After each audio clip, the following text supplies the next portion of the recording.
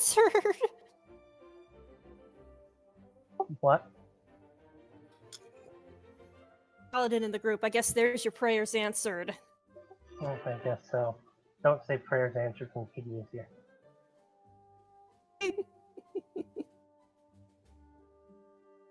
Don't you do it. I'm not listening to that again. Don't you do it.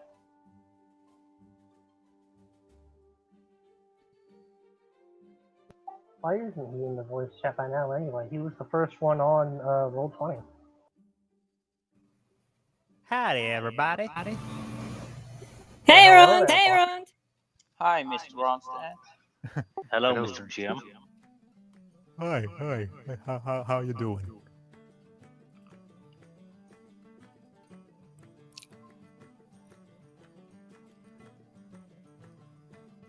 So let's see. 1, 2, 3, 4, 5, 6, 7.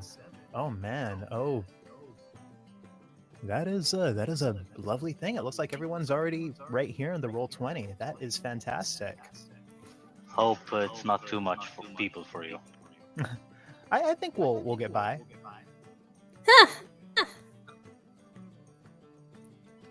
I'm liking the music in the Roll20. So, just want to ask, did anyone prepare a summary? Because if you didn't, then I might do something a little bit differently. But I don't want to, steamroll over anyone if someone did prepare something, because we've had some beautiful things in the past. I think the best ones are the ones that just come off the top of your head. I mean, I want to hear your suggestion, really, because I'm more curious about facts now. Okay, well, it's not really a suggestion so much as it's more, I think I wanted to kind of sort of skip that this week and do something a little bit differently. Acer, are you here? Yep. Fantastic. That is a thing of loveliness. Uh-oh. I'm sorry. I know I should not say uh-oh, because that makes it sound like things could be horrible.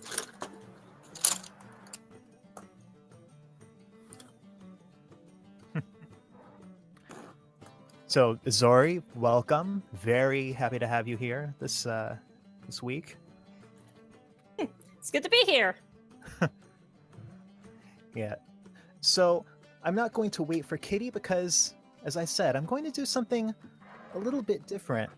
The start of this session, I want to take us a little bit back in time. I want us to go back 30 hours earlier, because when last we met, you guys had just escaped from a gauntlet of fire and spiders and general horribleness. Thanks, John. Thanks, Ian. However, one of you had not. So, Acer, how are you doing? Good, although I'm not so sure if the same would apply to Loki. Oh no! You're not, Your poor character. you're not on fire, don't worry. Oh. At least he wasn't in the fiery pits of Spider Kingdom. Indeed. So, speaking of which, Logi, let me put on some nice little mood music here. I'm very sorry. I was grabbing something from the oven. Did I miss the start? Oh, no. We're actually just starting right now. Excellent. Good. So, Logi, 30 hours earlier, you had watched as the rest of your party had marched back up to the abandoned ruins of the cathedral. Hyun had been insistent on exploring them thoroughly. And you watched as he gathered up dry brush from all around the ruins, lighting them on fire and tossing them down the well of what your cleric had suggested to you may have at one point in the distant past have been a sacrificial altar. You watched as the flames began to grow at the bottom of this pit, and it turned from an innocuous well into an immense plume of black smoke. You watched as Hyun and your friend, Worsen the Bard, descended down into this pit of flame. You heard as Worsen cried out, not being sure if he had been incinerated in the flames below, or if he was still all right. You watched as Notrix descended into this pit, and then Oliver and even Joachim, the latter falling nearly all the way down this 70-foot deep pit into you don't know what. And you were left alone in this desolate wasteland, simply holding the rope, as you could see the flames growing deep below you. Held onto that rope, unsure what the fate was of your companions below, when, after several minutes, you heard what seemed like an explosion. You watched as fire licked up all the way around the brick-lined edges of this pit, bursting out, licking into the sky, a flame dancing maybe 30 feet high. You instinctually jumped back from the well, pulling the rope behind you, seeing that half of this 100-foot length rope had already been charred nearly to ash. Couldn't know what had happened. However, as far as you could read, that was not something that anyone could easily survive. You waited a minute, 10 minutes, for you heard footsteps rushing up the path high out to the cathedral. You looked to see the major who had been waiting with the snails running up after you. What the hell happened? They went down the well and, well, it looks like the worst possible thing happened. Went down the well. That well, the one that's on fire right now. Yes, that well. The major looks on dumbstruck at what is now just... It's no longer flaming up 30 feet tall. However, the flames are still very much up at the surface, and you can see ash falling slowly around you, almost like snow. There. There's no way anyone could survive that, is there?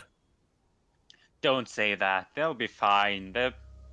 There's probably some magic thingy down there.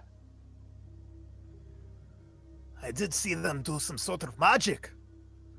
But if they were caught down there, they should be scrambling to come up as soon as they can. Do you have any way to dispel these flames, to somehow clear a path? I don't think so. No. Not to my knowledge.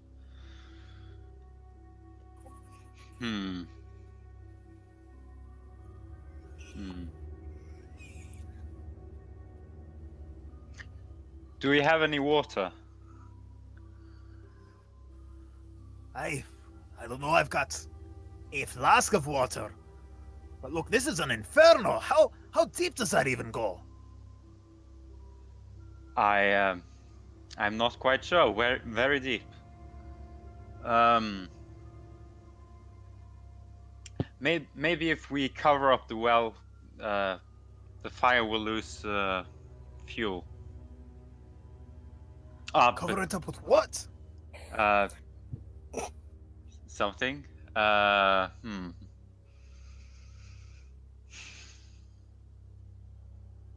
You know, I don't really see any way out of this. Really. Look, you can wait for them if you want. I know that you were close to the Bard. I remember how you talked about them that night on the ship when we were drinking our troubles away. However, I never wanted any of this. Any of these fires, any of this fire, any of this... I don't know what you came out here after, but I'm leaving right now.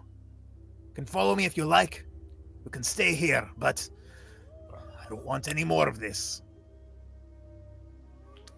All right.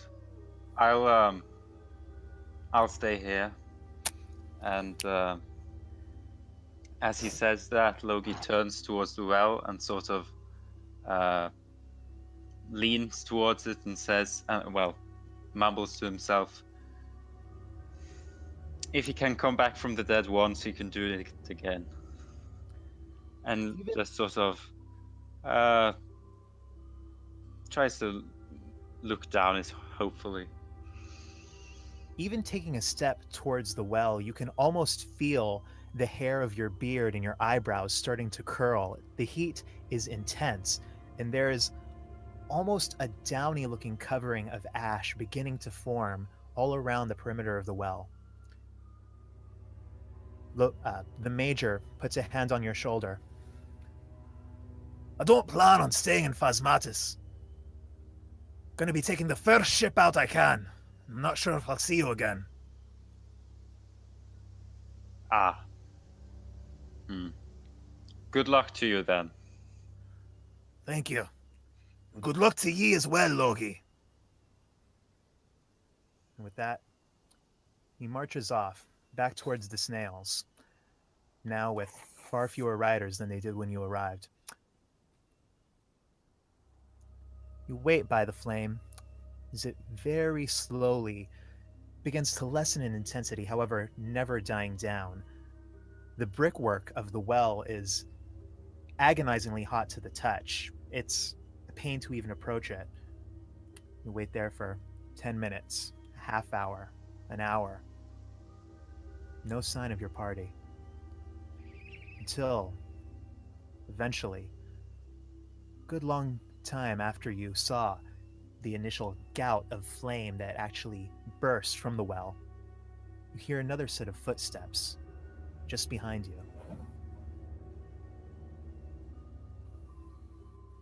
Footsteps approach slowly, carefully. Logi says out loud, you know, this is a very crowded abandoned cathedral. The footsteps stop at that.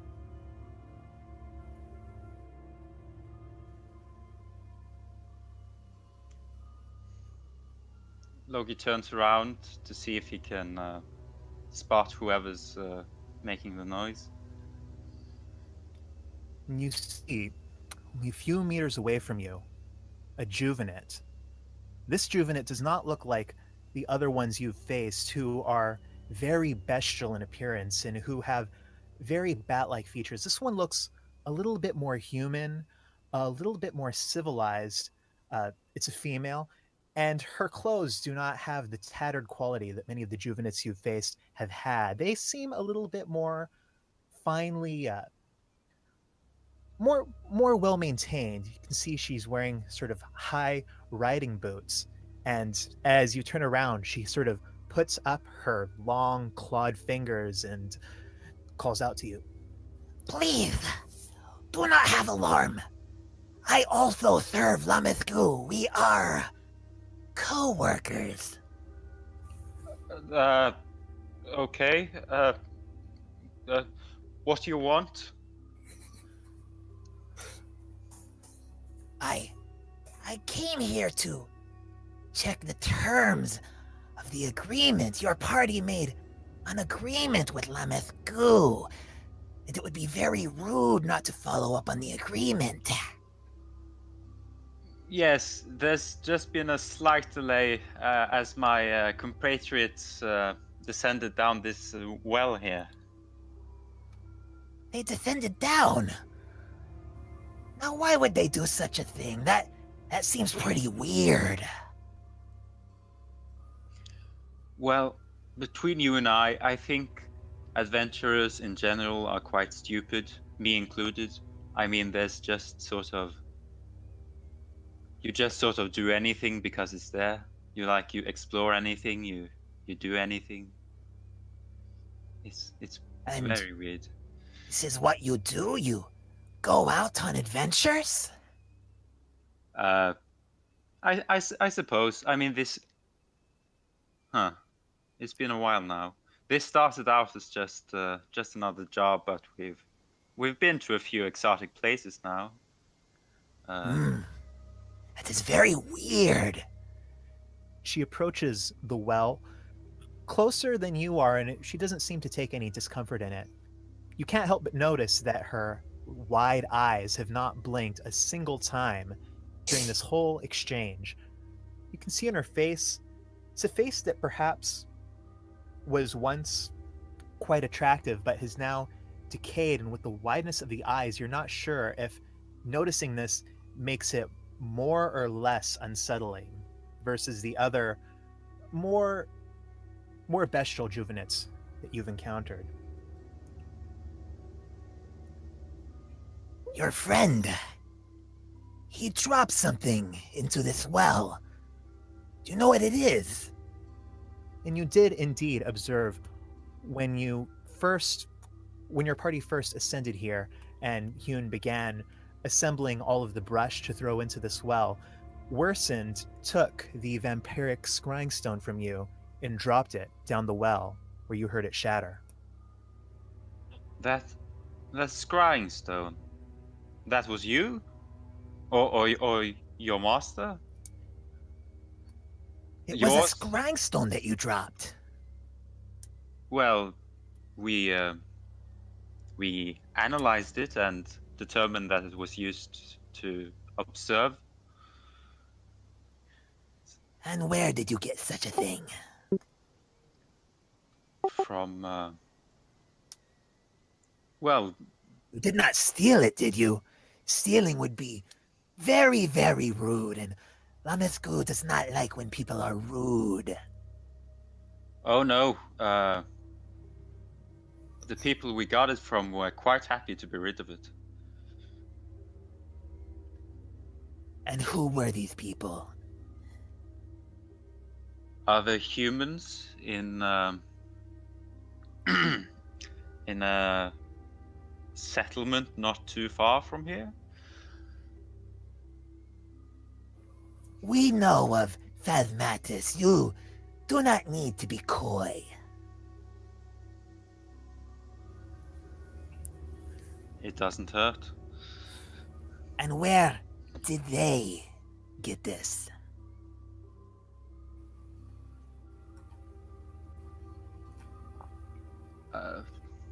It was stored for safe.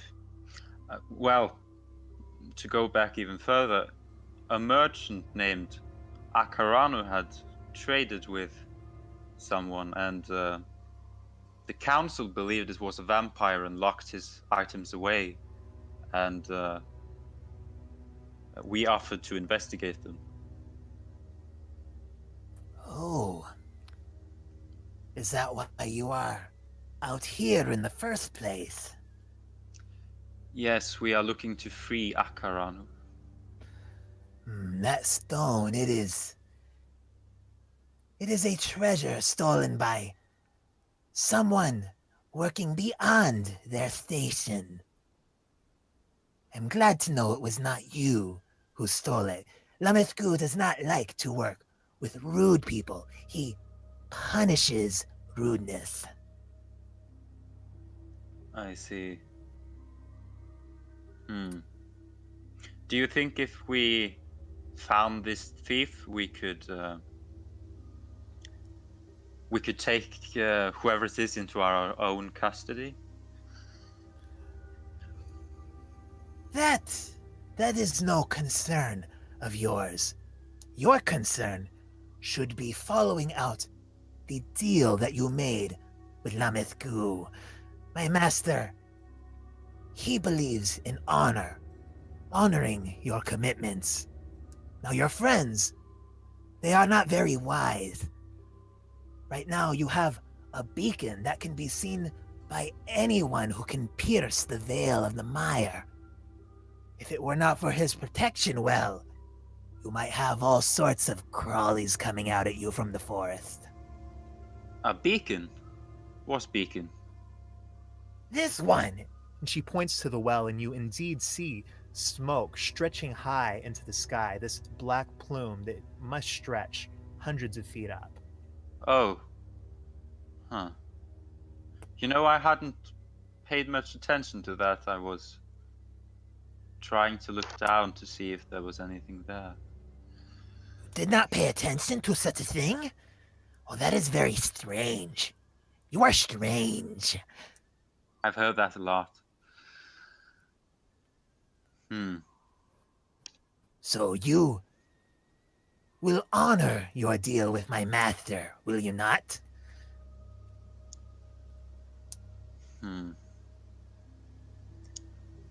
I suppose I don't have any choice, do I? Oh, you have a choice, but the repercussions may not be to your liking. Well, There are stranger fates than death out there. I can imagine, Loki says, and he eyes her.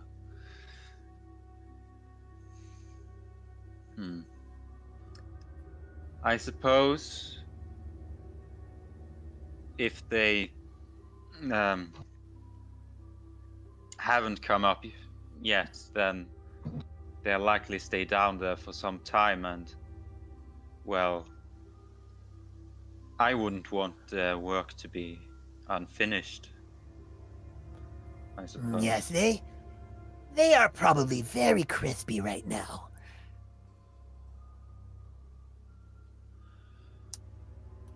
Well, one of them has already survived drowning, so I wouldn't be surprised if the reverse, if you might say, is something he also could survive. I would not hold out that sort of hope. And right now, I think it is in your best interest to get as distant from this site as you can. I can provide you an inconspicuous escort back to your town. Do not worry. We do not intend to broach the gates. It is merely for your safety. Will you agree to this? And Loki looks down the well one last time. All you see are the orange flames. Yes, I will come with you. Oh, very good, very good. I am Noctilla. You may not speak to me much, but do not worry. I will be watching out and ensuring you do not come to any harm on your journey. That other one, though. She sort of points off in the direction of the snails. Will he be a problem? The other dwarf? No. He's quite harmless. That is reassuring. I will make sure that he is also seen after. Good. Good. That's very good. Well, dwarf, shall we? We shall. With that, you begin walking down the broken limestone steps of the cathedral. You realize that you don't hear her footsteps behind you. You look around. You see a bat sort of flittering off after you. Flittering after you with a lot of purpose. You get the sense that this is probably your new companion. Oh. You don't communicate with this juvenate. You saddle up onto one of the giant snails. Take what goods you can that were left behind at the camp from the other snails, the ones used by your now apparently deceased companions. You begin the trek back to Phasmatis. I'm going to send you a little PM.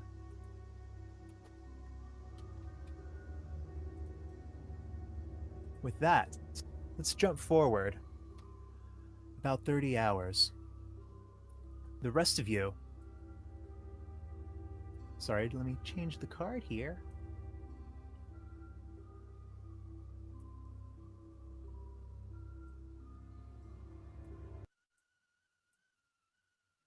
Not that one.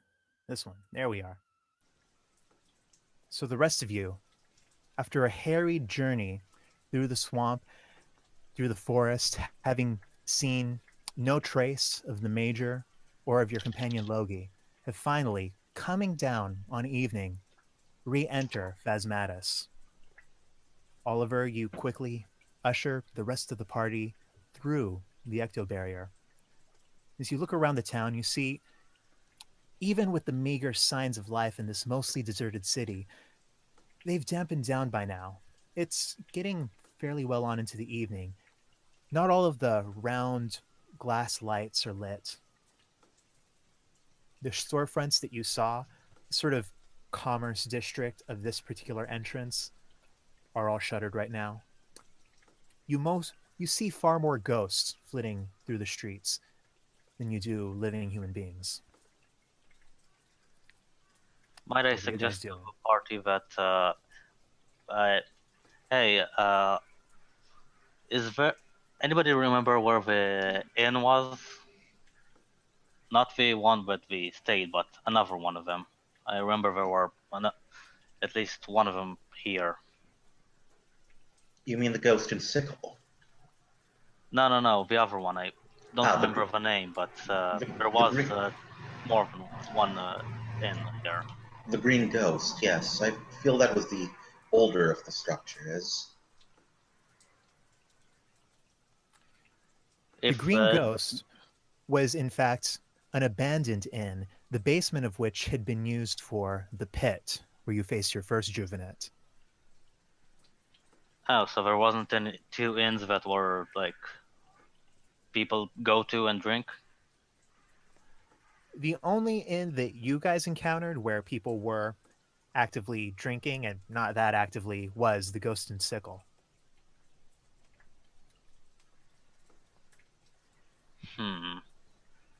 Well, it's not Saren, but Oliver, I hope you will treat us to the best you can here. Well, I did make a promise that if we got out of there alive, I would. I feel like although we lost a valuable person to us, we should spend some time there before we go to do the rest of our business. For now.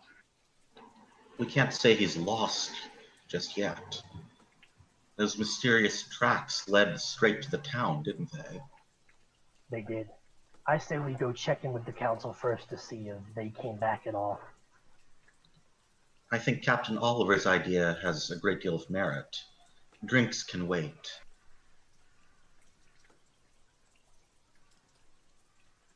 Any Well,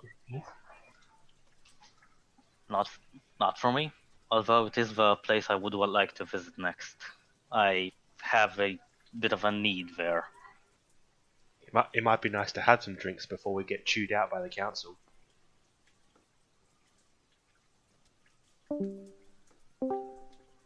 I concur.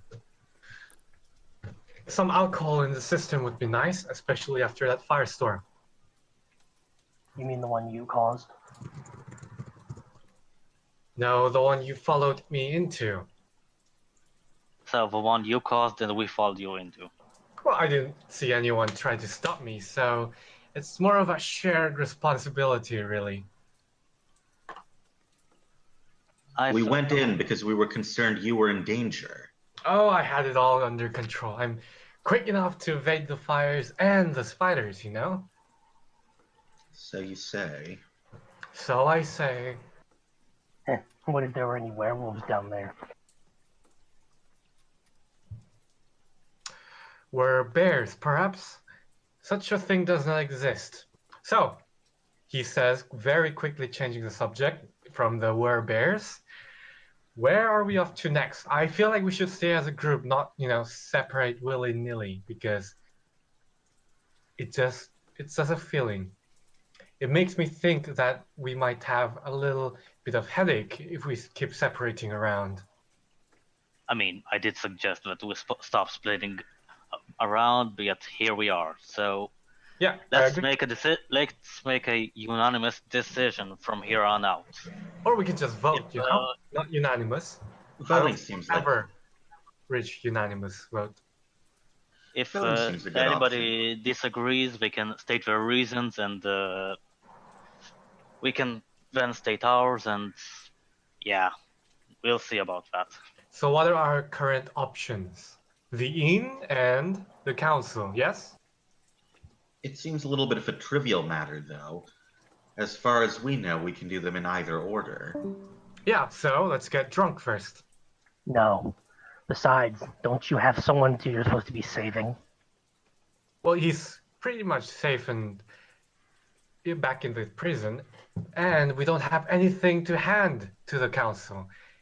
You think that prison is safe? Do you know something that we don't? I know a lot of things about this place that you don't. Yeah, well, what do you know about the prison that would make you specifically think it is dangerous? Well, I mean, aside from all the ghosts that go by it, not all spirits are good spirits, you know. Especially not around here. Trust me. Specifically? Are you referring to that terrifying, massive guard specter? The warden? Yeah. Trust And me. why is he a danger? Well, you don't want to get on his bad side. Come again? You don't want to get on his bad side. And from what I've heard you say about your employer, he's probably going to be on his bad side. Oh, I'm Feels sure like he's he fine. only has bad sides. Besides, it looks like he's very much impossible to be part of a good side with. So I'm sure he'll survive. He's Well- probably already pissed him off when we met him earlier. And he was still alive then. Oh, either way, I think I might actually have an idea for how to get your employer out of there. Really, without anything to show to the council. Is I it thought it worked.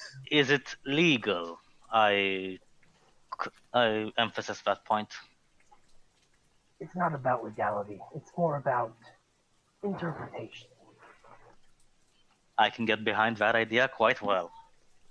I don't mind a little illegal work as long as it is worth doing. Well, it gets your employer out of jail. Precisely. worth That's doing. very much worth doing. I agree with the captain. Sometimes, well, we can't always stay on the right side of the law. And if it's for a good cause, Chun slaps the back of the priest and lets out a hearty laugh. I knew you would see our way someday. Right, so council in. Come on, I'm counting votes on my hands, and I show them my hands with both fists clenched. So As in- what was your idea? Going to the prison, or he says asking the captain? I was planning on having a visit to the council. We have a few things to report. Plus, I do have a feeling that there is something that could get him out. If you are very certain that you have these secret cards hidden on you, then I am not averse to visiting the council first. Well, anybody else have objections? All right, two for council. I myself have been saying from the start that we ought to report to them and perhaps get a feel of what's going on. Could there be a vampire loose in town, considering those tracks? It doesn't seem likely, given that there's no burning buildings, people running and screaming. At this point, you can see three fingers on Werson's left hand. All right, free for the council. However, as you talk, you realize that this group has subconsciously already been walking towards the south of town, and you find yourself in front of the large, immaculately maintained stone edifice of the church building where the council holds their session. You enter the foyer. It does not seem like there are any services going on. Only two candles lit far forward in the darkness of the church, and you don't see any figures within. However, you do run into once more Guard Gavin, who seems to be on duty at the foot of the stairs that lead up to the council chamber. Oh! Oh, what are all you lot doing here? We're here to see the council. We just got back from out in the mire. We have news. Oh, news for the council. Well, I think only a couple of them are still up there at this hour, but you go ahead and go right on up. You certainly seem to have a lot of excitement following you. You could say that. You ascend the stairs to a now much more dimly lit council chamber. You only see two members there at present. The green, wild-haired ghost, off in one corner, seems to be looking over some papers, and the short-haired woman who you, Oliver, know is Elizabetha. She looks up at the intrusion, and you see her do a double take when she sees you. She quickly drops what she's doing and quickly walks over to you. Oliver, you're alive! She, in an uncharacteristic move for this woman, puts her arms around you, Oliver, for just a second before she pushes you away and smacks you hard on your forehead. The hell were you thinking? What were you doing? You're supposed to keep in contact with us. That's the whole reason that I sent Mona to give you guys magic, to give you the stones. Where have you been? This guy's married to her? Hyun says, snickering to the side. No. He's one of our finest Bone Patrol captains, or at least I thought so before he went out there. I don't know what you were doing. This is highly irresponsible. You know the Bone Patrols never stay out overnight. With all due respect, ma'am, this was no regular Bone Patrol. We thought you were dead. Dead? How could you have possibly known what happened? We almost were dead. Well, first off, I mean, not coming back here after... You know, you never want to stay out there in the mire past nightfall. And you had... Mona did give you the communication stones, didn't she? Yes, she did. But there was a point in time where they wouldn't have been good to us. You never thought to try to contact us to tell us, oh, you need help, or oh, you're doing fine, or oh, you managed to get rid of the stone from that chest. Well, we got rid of a stone from that chest, but seems like the rune stones got misplaced. I am terribly sorry. You know, we had the other one come in, the dark-skinned dwarf. Loki, was anyone with him? No, he was alone when he came here. He said he didn't know what had happened to you, but... Well... And she sort of smiles. I think he brought one of the first real rays of hope to this town. Come again? The weapons. The weapons that you found in the ruins. Ah, yes, the weapons. The scythe-looking thing, the potions that were oddly placed. Indeed, we've already got an alchemist trying to reverse engineer the potions. Sunny was able to verify that they're a tool against the vampires. With this, we may finally have what we need to begin to go on the offensive. Are we Perhaps so even sure to free the rest of the people who are languishing down there in Maya Ditch. Are we so sure that going on the offensive is a good idea? Well, I know that the rest of the council doesn't see things the way I do. They didn't live right next to the Vyas for years. Perhaps going on the offensive is not the right term, but not being so afraid to work outside of the darkest of shadows not being so afraid to actively try to free people from their bondage who are in my ditch, who are, well, I'm not sure where else they are, but there are many, many in Mauritania who are still suffering, who are still barely clinging to life. And so far, we've really only been able to help those who've been able to help themselves, who've been able to escape. With this, we may have the means to actually try to free some people. Right. Well, that's all well and good, but we do have some things to report.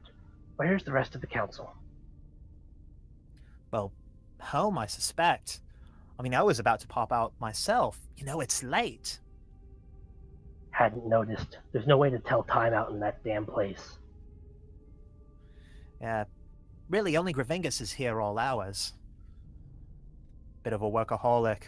It's my theory that's what killed him. Funny, I was about to say he works himself to the bone, but Yeah, when you lot came in, I was gonna say it felt like I'd seen a ghost, but that's not really too unusual around here. can he hear and understand us this whole time? Of course he can understand. Hmm. Now, I know you haven't earned your own Amulet of Ghost Speak, Oliver. You're still relatively new to the town, and you know how we don't give out too many of those. But, I mean, Gravingus respects the work that you do. What are you getting at? I'm not getting at anything. What are you getting at? You marched down in here practically the middle of the night. We haven't heard from you for 3 days. I mean, what were we supposed to think? Yeah, that's a fair point. Still, we do have some rather interesting news. What's that?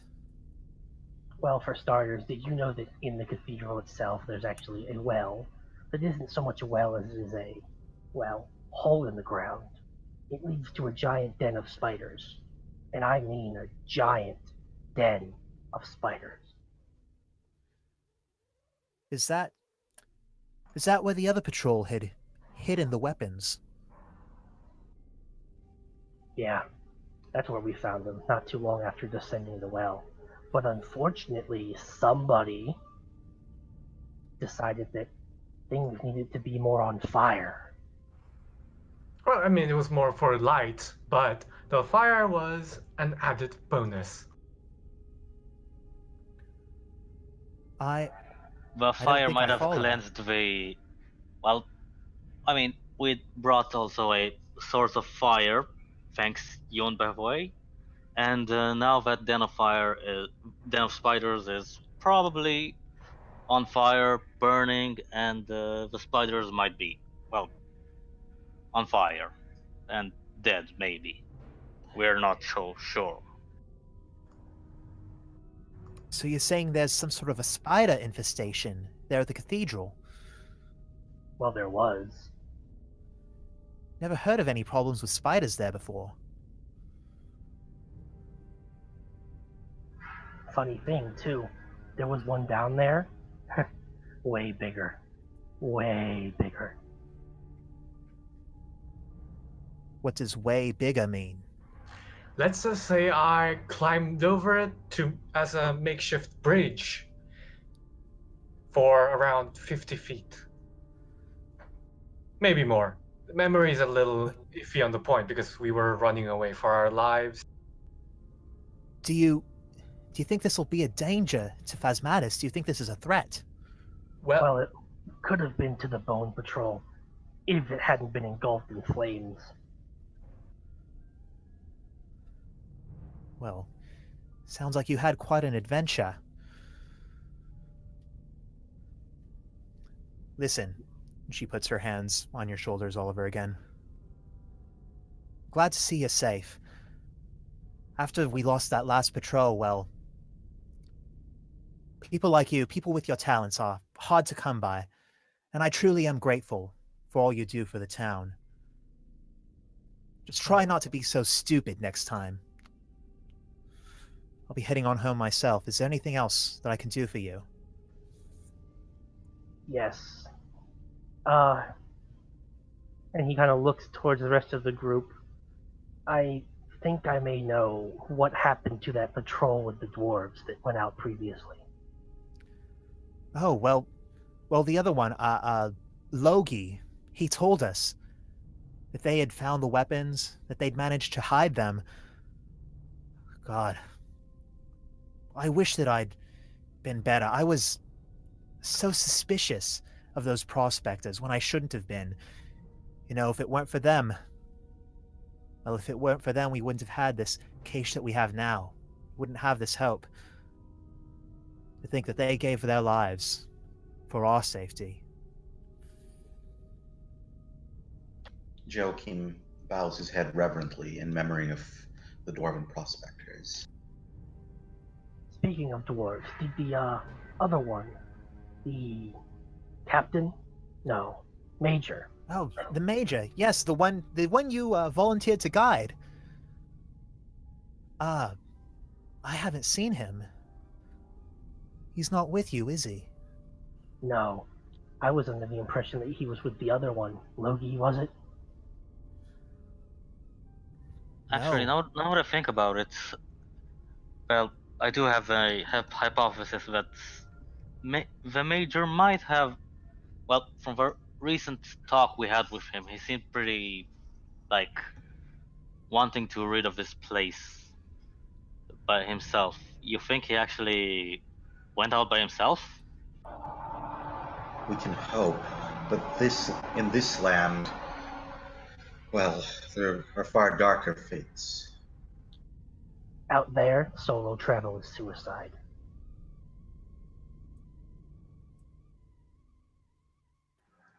Do you think Logie might know anything? Where is he now? I'm not sure. He came in here, he brought these artifacts, he told us a little bit about what had happened. Frankly, he looked haunted by the whole ordeal. But he sailed in with you, didn't he? Yes, but did he tell you where he would go? Anything? I'm not sure about that. He probably went back to the ship to report to the captain. Report to the captain? She'll think we're all dead. Perhaps we'd better get over there. There's one more thing. Listen, Elizabeth, there is something I've been meaning to tell you about now, since I got back. That prisoner, what is his name? Haranu? Yes? That stone that he had in his possession, that he had given to us, or rather that we had taken from him. Yes. I saw it. I got a chance to look at it. And, I have reason to believe it might have been talking to me. Talking to you? Yes. Worse than that, I could hear it even before I saw it. I just didn't know what it was. And from such a long distance. I can't help but wonder if that prisoner of ours was under some kind of vampiric magic. Somehow charmed by this vampire. Yes. Even to bring that thing back to Port Fadvatis, it is possible that the Vire simply charmed him into doing it. He's more a victim than we are. He did mention that his mind seemed a bit of a blur. I can testify to that. Huh. I don't really know enough about this sort of thing to make an informed decision. I'll talk to Sani about it in the morning. The tip that we got was simply that Ak was seen trading with a large... You know, we didn't even call it a Vire in the original report, just a large bat-like humanoid. Sounds like a Vire enough to me. Are there any other bat-like humanoids? Oh no, if it's definitely going to be a vampire if it is.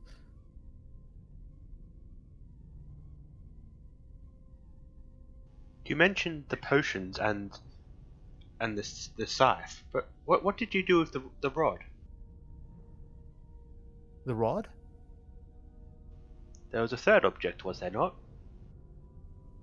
Oh yeah, metallic rod that Logi originally got. What happened to it?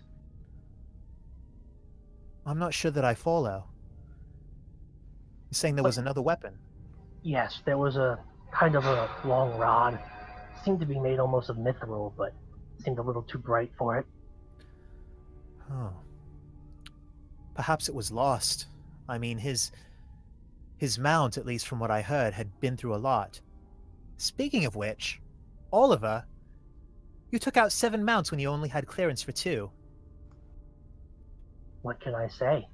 I decided I'd rather travel easy this time around. With such a large group, I'm quite frankly not just used to taking such a large group out with me, especially with unexperienced people. And did you bring the snails back? They were gone when we came out of the well. Oh. We are going to have a disciplinary meeting later. That's fine. But did my snail make it back at least? Have you heard anything? Well, the other dwarf, he came in on a snail. And then another one made its way to town on its own later. Actually, just a little earlier today. As for the other 5, well, if you haven't accounted for them, I don't know who has. Well, I might be able to account for them actually. You can. See, when we came back up from the well, we found that all of the snails were gone. So a few of us followed the trail, but it split, one towards Phasmatis, one not so much. We followed that trail, found one snail that had probably fallen victim to a fire. But the other 3, they just split off in different directions. Just at random. No signs of why they would have split off. No. Maybe something spooked them. True, but if they were all in line when they were leaving, they shouldn't have broken it. We trained them like this. I don't know, but I do know that you are in serious trouble for taking out some of Phasmatis' resources without clearance. I mean, we rely on those snails. Not so much recently, however. If we're going to send out bone patrols again, we need snails. Ooh, someone's going to sleep on the couch tonight? Can you go back to Excuse me, being who are you? unconscious, please? I mean, I can try, but no promises this time. Where's the druid? You, turn into a wolf again. Bear. I think that's a bit of a waste of magic, don't you think? Very. Right. No, right now it's what I need. Actually, better idea. Rond. Yeah. Okay, would my character kinda know how werewolves look? Like, kind of, maybe? Their appearance? Yeah, roll a history check.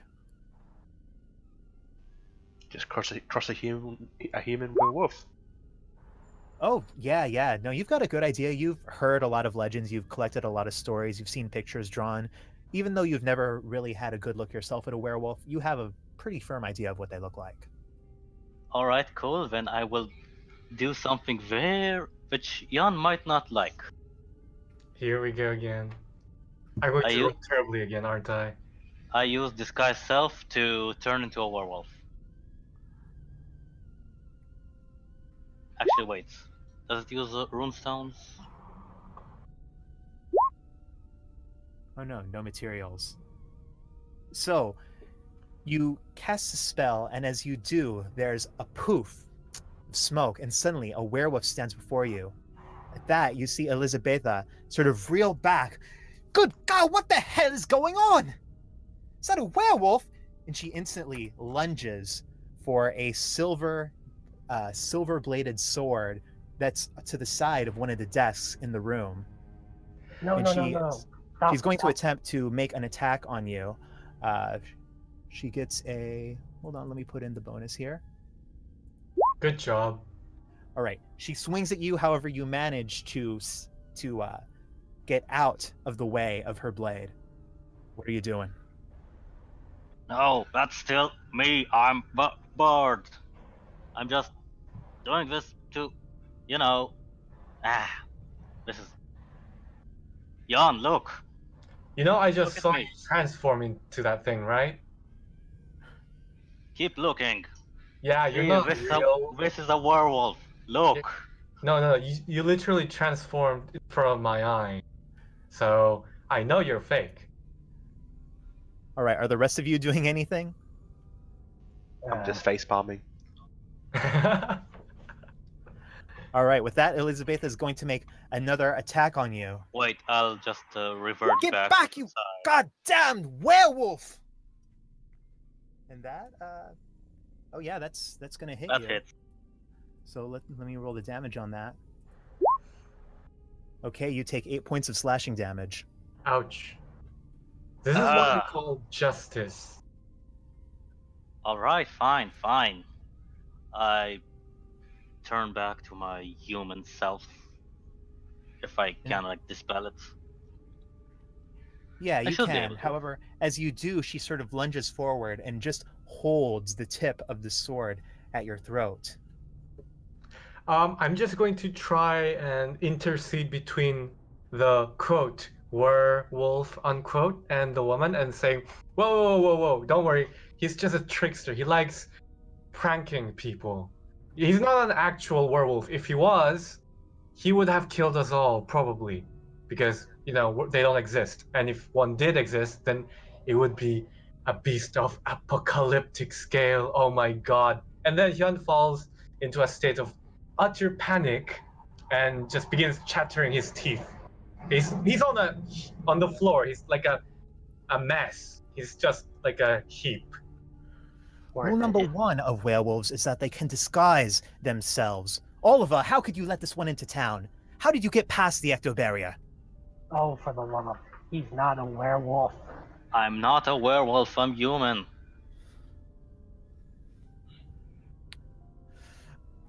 Gavin! This was just a small Gavin! trick. Don't worry about it. Just. Gods! And with that, you see Gavin rushing up the steps behind you. She sort of gestures to you, still holding the sword at your throat. Quickly, manacles, now. Madam, please. We have all been traveling with this gentleman for some time. I believe I can safely testify that he is not, in fact, a werewolf. I fought against a Heir for your sake. How can I?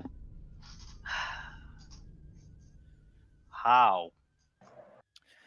How do I know that this isn't some other illusion, that you haven't replaced one of the members of your party with a werewolf? Maybe none of you even realize it. At this, Gavin approaches you sort of with a sheepish look on his face with the manacles. Do you submit to them, or are you going to struggle? I'm gonna struggle. No, just believe. Wait, if you Surely there's- allow me, I have a spell that can detect shapeshifters. Surely I can resolve the situation. I don't know too much about magic. However, I do know that werewolves are vile creatures, that they can disguise themselves as humans. Come on, Gavin. Come on, put on those manacles. And Werson, I want you to roll a strength check.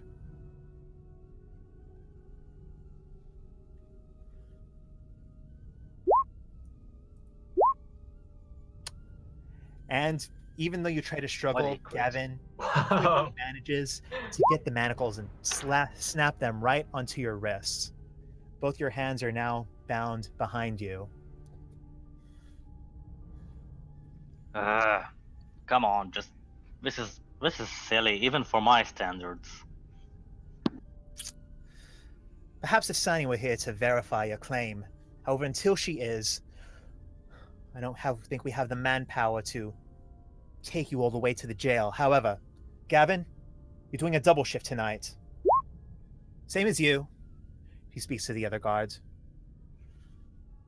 I'm sure you Going have to be plenty of spending the manpower. night here.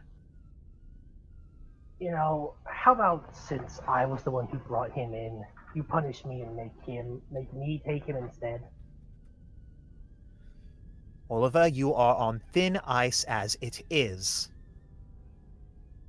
The rest of you, get out of here. Going to be locking this one up in one of our closets here. And Sani will determine whether or not he goes to prison in the morning. Oh dear. Before they leave, I might just scream at them and say, "Come on, come on!" Your entreaties to come on seem to fall on deaf ears. Even more face palming. Yeah, worse than the two guards usher you down another hallway, open up a heavy door to what appears to be a small closet. There are a couple of rooms in there. Shut it, lock it. It seems like this is where you'll be spending the night. Again of the closet. Great. The rest of you find yourself being sort of pushed out of the council chamber and down the stairs. All right, I've had enough shenanigans for one night.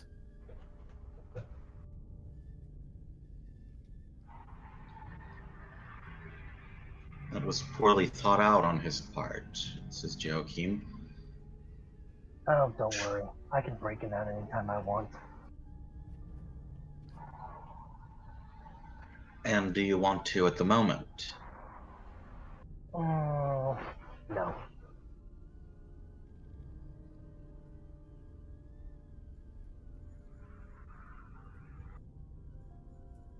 So the group finds itself once more on the streets of Phasmatis. Light rain coming down. What are you guys doing? Well, Hyun has recovered by now, and he wants us to go to the bar because that did not go well, did it? We're not going to the bar without the bard. Yeah, God, I hated how that sounded. No, I rather like it. Maybe you have a bit of a bard in you. Joachim sighs. He was with us the whole time, wasn't he? There's no possibility of Elizabeth's theory being true. Oh, of course. Besides, werewolves aren't real, remember? Precisely. Maybe if she was accusing him to be a werbear, there might be more weight. But werewolves, they don't exist. Look, we need to go get your friend out of there. Not my friend. Acquaintance. Work There hard. we go. Better. Whatever.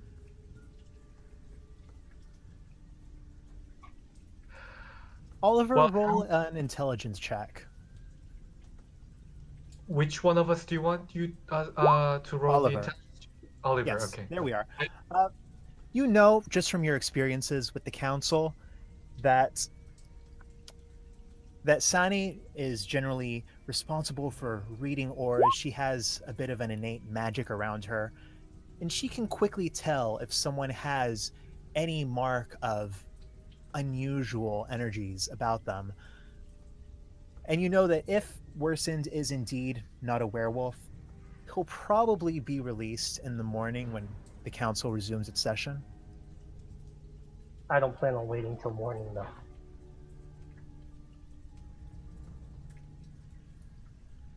Did Oliver say that out loud? No, that was me. Okay. I mean, if worse comes to worse, he'll be out in the morning, but does anybody really feel like waiting any longer? Please don't do anything that makes us all end up like him. Locked up. No, don't worry. If anything, it'll just be me. And, well, you think that prison can hold me, even with that ghostly guard?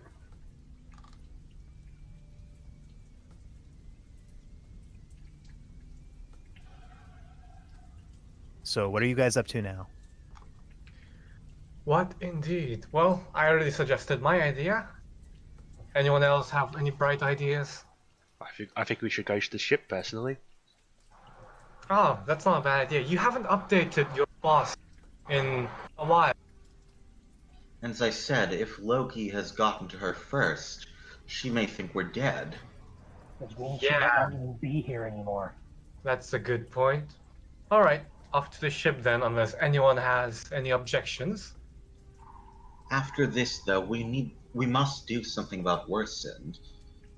His hijinks do get a little, what's the word I'm looking for? But all the same, he doesn't deserve to be locked in a broom closet for the night.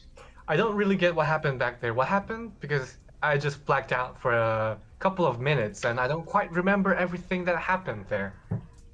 Are you saying this out of character? No, I am saying this in character. I asked the druid to transform into a wolf. A regular wolf. In which case, nobody would suspect a thing because it's a druid and a regular wolf.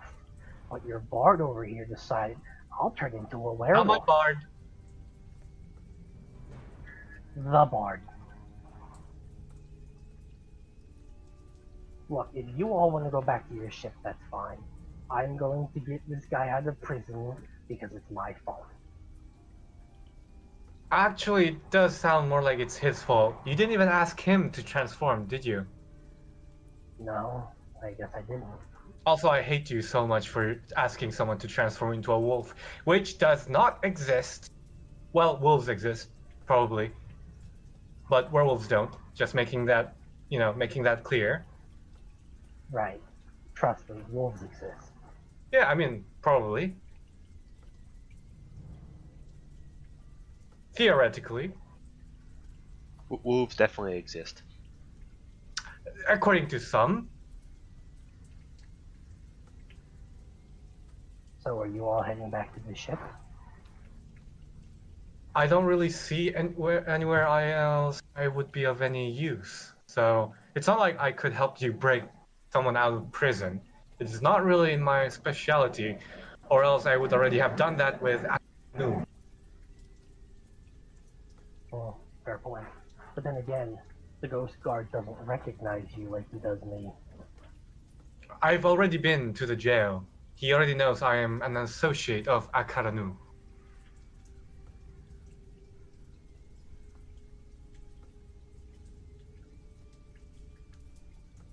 Well, anybody else? So, Joachim, Notrix, and Hyun are all heading for the ship. Yep. Yep. You're staying behind Oliver? Notrix is in prison. No, I'm not. The druid is Worse- not. Worsened is in... Well, he's in a closet, but... Yeah. I always So, Oliver, you're staying behind? yeah. All right. So the three of you, leaving Oliver behind to concoct whatever harebrained scheme he's about to try to free Worsen from one uncomfortable evening, you head towards the east of town, back towards the seemingly perpetually fog-choked docks. Head for the Liandao and you notice that there's no longer a guard on duty. See Fendril kind of pacing around the docks. He's got some sort of a hand-rolled cigarette or something that he's smoking. However, when he sees you guys approaching, he kind of quickly throws it down on the ground and starts stomping it out. Oh! You! All of you are alive! Surprise! Oh, well, that's good. I was afraid what the captain was going to do. You better get onto the ship. Well, I think she believes that you abandoned her. Why ever would she think that? Hyung says sarcastically. Who are you again? I am an associate of her brother's. Ah, yes, right. Ripping. Yeah, go ahead, go back on. I'm, just here. He sort of waves his hand around, dispelling some smoke. We will head inside now and debrief your boss. Well, captain. Now, what So- if... Oh, Come never again? mind. Never mind, it's fine. All right. So we are all heading in, and we are in the ship. Do you guys want to head? Oh, yeah. Go on, Ron. Well, as you enter the ship, you see Joni just ascending from the lower deck with a stranger right behind her. They seem to be coming to the end of a conversation before Joni turns her gaze to you guys with a sort of imperious glare. However, you can't help but notice the striking appearance of the person behind her. Zori, are you there? I'm here. All right, so describe the person who Captain Joni has just been in conversation with. She is a fairly tall, moderately built woman. She has a heart-shaped face with high cheekbones and warm yet stern hazel eyes. She has dark brown hair tied back in a bun. She has some rather simple-looking chainmail. However, you notice that there is a brooch of Saradomin there. She also has a flail and a broadsword hanging off of her belt, as well as some tackle for fishing. And she glances over at these newcomers and wonders a little bit about why exactly the captain seems so angry at them. As you notice this quizzical expression on the newcomer, Joni fixes all of you. So, you return. What have you been doing? I asked you to go retrieve my brother, and Logi is the only one who comes back? So he is back. Of course he is. He's sleeping right now. However, I'm not sure whether he'll be welcome since I entrusted him with this mission. Where have all of you been? Well, we were trying to find out evidence towards your brother's innocence so that he can get out of the jail. It failed. I could have guessed that. Actually ended up sending Asper and Peronel. And they seem to be having more success so far than either of you have. Is he out of jail now then? No, he's not out of jail. However, they have turned up some information that they think will be useful. Not sure where they are now, but they should probably be getting back to the ship pretty quickly. Ah, well, if we can be of any use making use of that information, we would be very glad to actually get some work done instead of flailing around uselessly. You, monk. I do not trust you. Hyun shrugs as if in a very non-confrontational manner, but does not comment. It's more of a if you don't trust me, it doesn't really matter. And she turns now towards Joachim. Joachim, where is the major? Where is the bard? The bard is in town. He unfortunately pulled a stunt and has gotten locked up by their council, but Captain Oliver, an acquaintance of ours, should be remedying that shortly. As for the major, I'd rather hoped to find him here. I'm afraid we got separated at one point. Have you seen no sign of him? I have not. And I do not think Logi did either. Should probably go downstairs and wake him up. With this, she turns back towards Alcana. These are not my regular crew. However, I assure you, you should have a swift journey into the east. However, we cannot leave until my brother has joined us. I I do not. understand. Sorry. I do not expect a very long delay. Understood, Captain. So she turns back towards focusing her attention on Joachim and Notrix.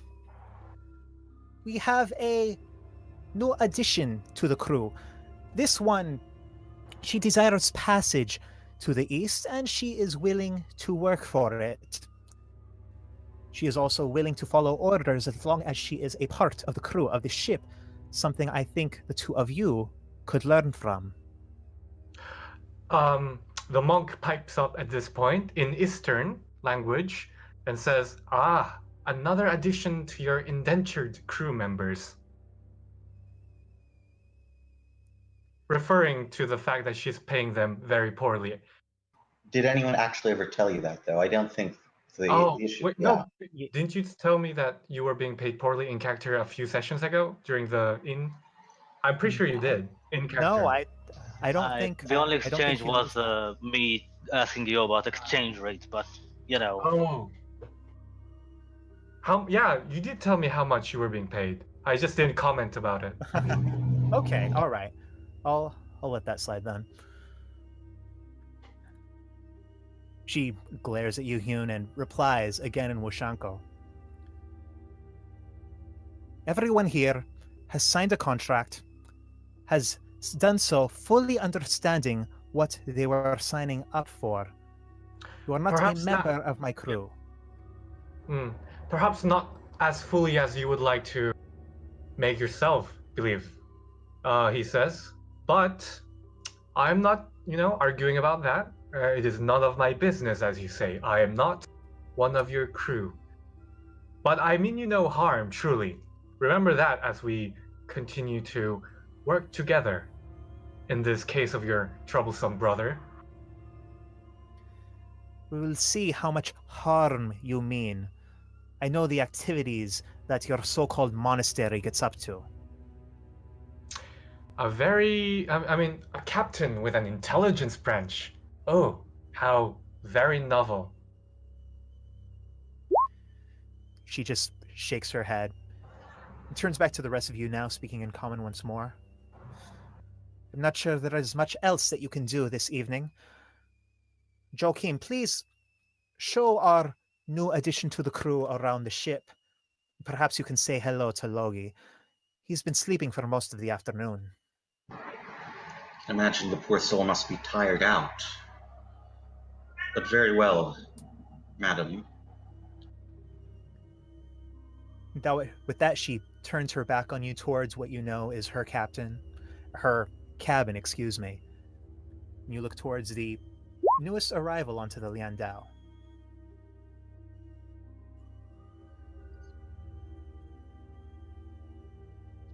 So, Joachim nods to the stranger and extends a hand. The Reverend Joachim Smith at your service. And you are?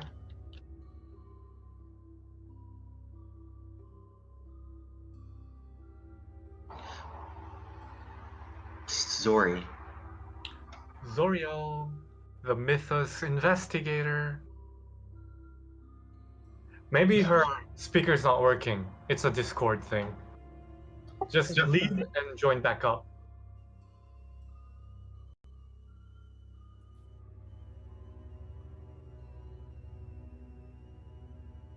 Okay, she's offline, apparently. I can't... She always appears as offline. She has herself set to invisible all the time. Oh, I see. Right, Well, she's certainly here in the voice chat, if you can see. I don't think she's physically present. She's typing. Oh, lost connection. There we go. Oh, okay. So basically, the priest guy was introducing himself. How much did you read? Alcanatheris, Sworn Paladin of Saradomin. It is a pleasure to meet you, Reverend. She smiles warmly and offers a hand in return. A paladin. It's been a few years since I've met your like. I'm afraid I'm still relatively new. I've only just recently taken my vow.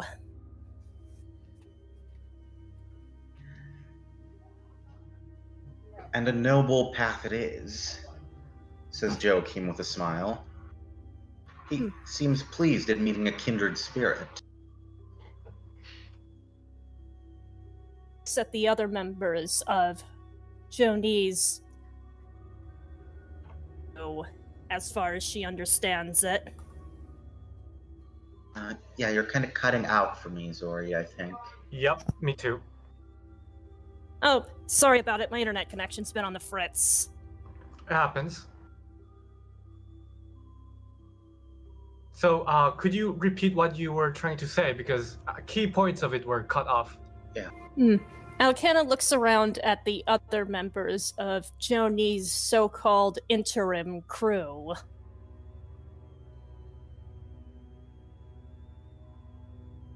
Joachim looks at them as well. Nice to Perhaps. Yeah. Hi. Nice to make your acquaintance.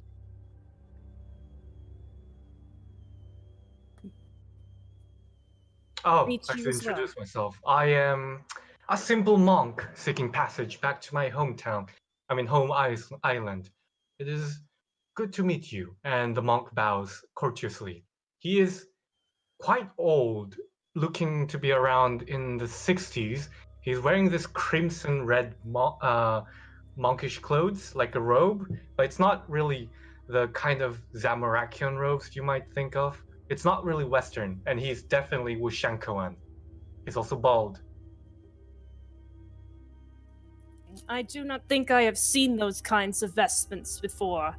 What sort of order are you in that you wear such things?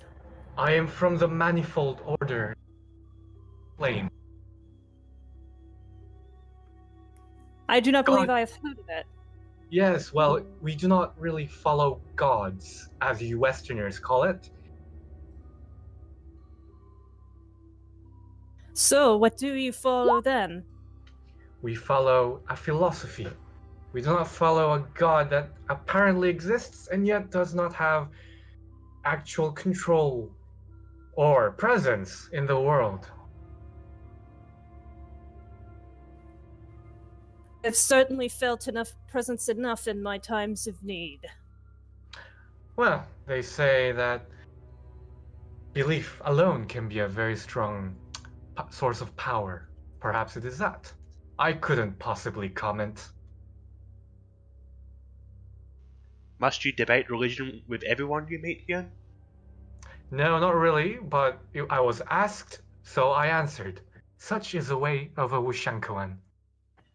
Joachim smiles a little embarrassed at the antics of his crew, or fellow crew members. Colleagues.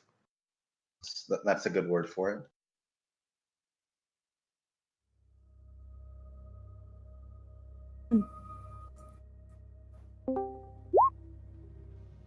Ah, Rhonda's back. Did you say something there, Zoriel, because you cut out again? Oh, no, I didn't. Okay, just checking because it lit up. So, since we are all acquainted and everything, I think we should. What should we do, oh boss man? And Hyun turns to the priest. Well, the captain has asked me to show the new arrival around the ship. I suppose the rest of you are free to have those drinks if you like. I could meet you back at the inn in a little bit. Ah, but Oliver had promised to pay, did he not? So he had. And without him, we have no one to pay our tabs with. How unfortunate. I suppose I shall meander about, maybe coincidentally dropping by the prison and see how my old employer is doing. Personally, I want to see how Loki is doing. I want to hear his interesting story. Joachim nods. I agree with Notrix. We still have some gaps to fill in. It's good to know that he seems to be all right, though. So for now, what we are doing is you and the priest the druid and the Zoriel is staying inside the ship. Am I understanding this correctly? I suppose so, yes. Yeah, so Leighton is meeting the Aesir, and I am just going to go. Right, that's currently our course right now, DM. Rond? I think Rond is having some trouble. Yep. Okay. We can just, discuss stuff while he's having issues. What exactly are you trying to talk with Logi, Leighton? What's your name? Daltrix. Oh. He surely has an interesting story to tell. How did he get to the swamp alone? And what has become of the rod that the Vi gave us?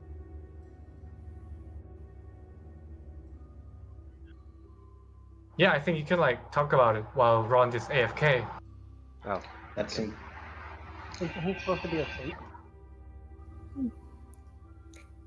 Yay, I did it! I got through a character introduction. Yay! Congratulations! Whoa, faster than Sep. He got his introduction at the end of a session. Yeah, good description. Actually, we should just describe how we look and what we are named to her, because yeah. Go first, priest. Okay, so he's already introduced himself as the Reverend Joachim Smith. The clergyman is tall and lean, perhaps almost as tall as yourself. About how tall would you say your character is, Zori? 5'6", 5'7", something like that. Ah, okay. Well, all right then. Then he is taller than you. With a lean figure, bright blue eyes, clean shaven. He looks to be about 30 years old, give or take a couple years. Currently, he looks a little worse for wear, having just emerged from the swamps. But from, the styling of his short brown hair and, the general state of his clothing, you can tell that this is someone who puts a little bit of care into his appearance. He's dressed in a black clergy shirt with, the white collar and such, and has a nice little holy symbol of Saradomin hanging around his neck.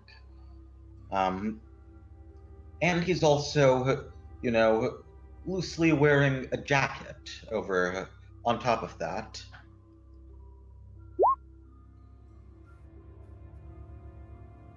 Is that all? I guess so. I mean, Yep. Are there any other points? Yeah. Okay, go on. Next character, who wants to describe what they look like? Just general demeanor, their name, to the new guy, girl. We finally have a girl, believe it.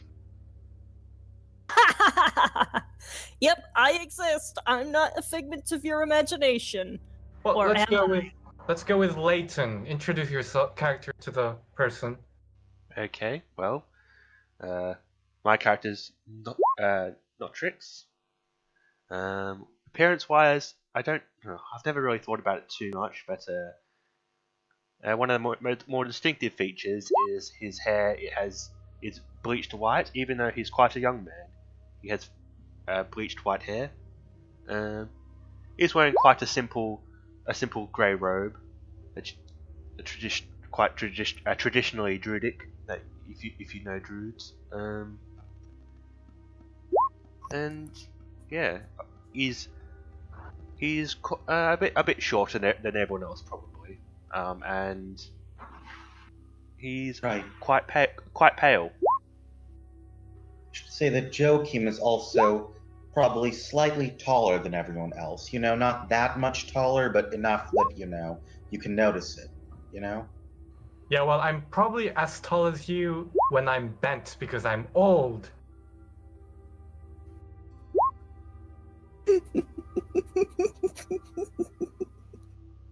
Yes, we after last week's session, we were discussing life expectancy and how close you are to it. Yeah, I'm pretty much a walking senior citizen. It's great you specified walking, because if not, I would have thought you were in a wheelchair. I couldn't possibly fly around. 50% movement per turn without any modifiers whatsoever. Aesir, give us your character description, your looks, name to the new person, if you would. Well, I'm not sure if that should maybe wait till she actually Yeah, sure. meets Logi. Right, yes, that makes sense. And actually, come to think of it, if all of you are short, then no, Joki must be way taller than you, because Aesir's a dwarf, Notrix is apparently slightly small, and Trow, you said, Hyun is apparently bent over. Okay, so Joki must, I don't know, 6'1", 6'2", something like that, probably. The general Yeah, I'm theme pretty- with Notrix is that he didn't get much nutrition as a child, so he's not in the best physical shape overall. Hmm. Joki, human meanwhile... In human form. Joki, meanwhile, got excellent nutrition as a child, because, as some of you are aware, he had a very nice middle-class lifestyle.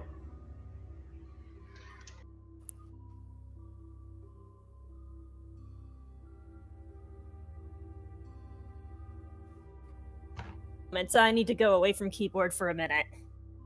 Sure, we're waiting on Rond anyway, so... That's taking him longer than usual. Always having internet troubles. You can do in-character banter if you want. I can't because, I'm away. But you can if you want. I'm in the closet, but honestly, I could probably. Well, you could probably say that. Hey, we did it later in the session, so like time-wise, so we don't have to do it later. Marcin, let's go. We're getting out of here. Have you seen the things they have here in the closet? No. Come take a look. They have a pointy stick that reveals anima. That sounds useless. I know, right?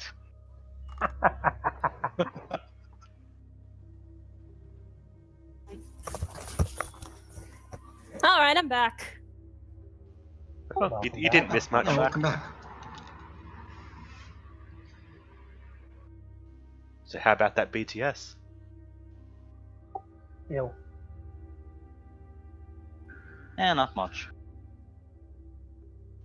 If the dungeon hadn't been pushed back, there'll be not much at all in there. Good point. Would have been perks, beach again. It would have It been would have just been perks. Yeah, we've just 17. lost one entirely. Oh dear.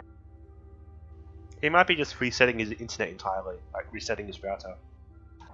Have you tried turning it off and That's- on again? He's trying, I think.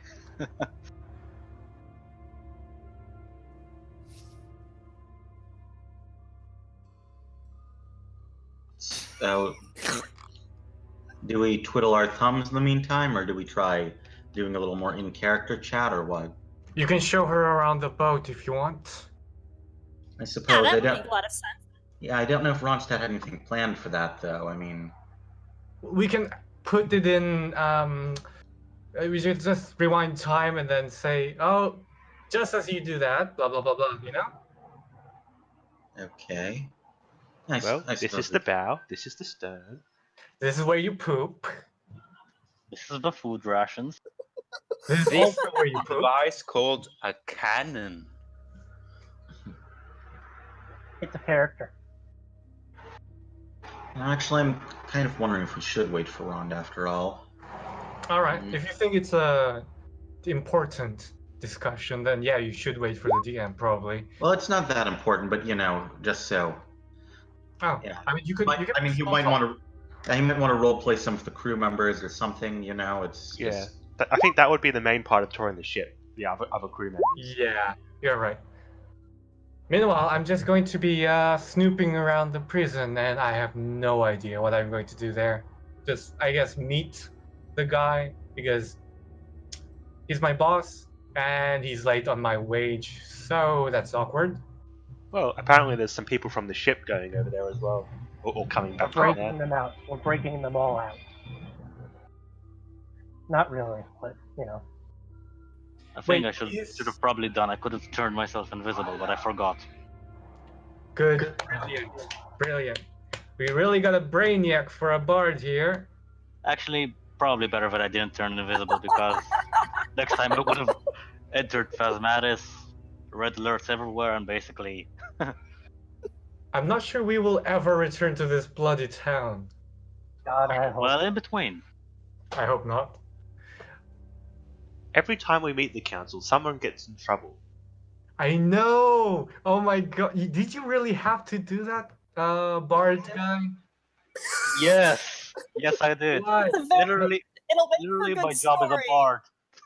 Okay, you are bullying a senior citizen. Prove elderly, honestly. What would your grandmother think, huh? You're literally just She trying did. to induce a heart attack to someone who is at least 40 years your senior. I don't know. I don't even think she'd care if she were alive. And why is she dead? Because of people like you. Youngsters who do not care about the extended lifespans of venereally elderly. Actually, werewolves, but sure, whatever. You mean we're bears? Werewolves Okay, don't so exist.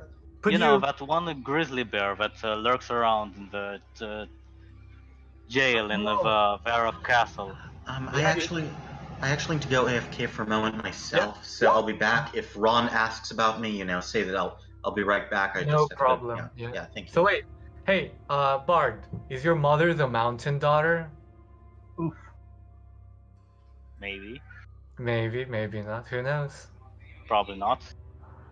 I mean, it kind of fits. Getting killed by a bear, man.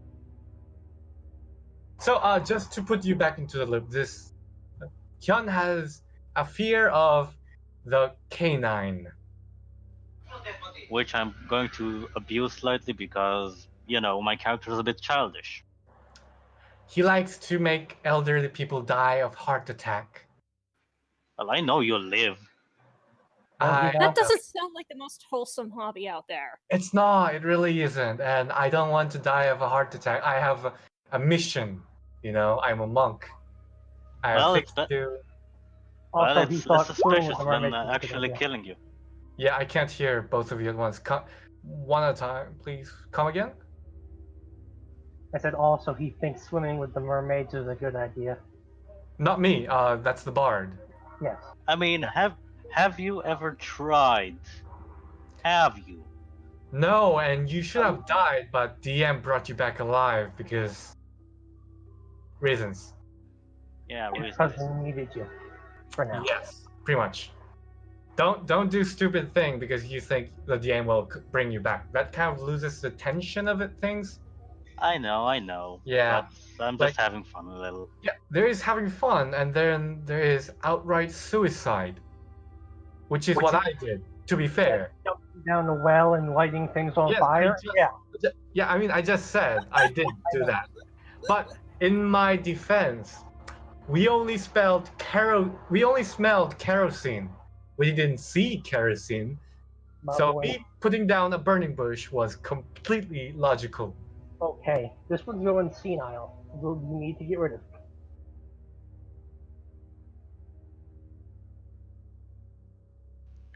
Well, I think in the council, if I were to turn into a wolf there, I would have made an even more convincing werewolf, and I would be in the cupboard as well.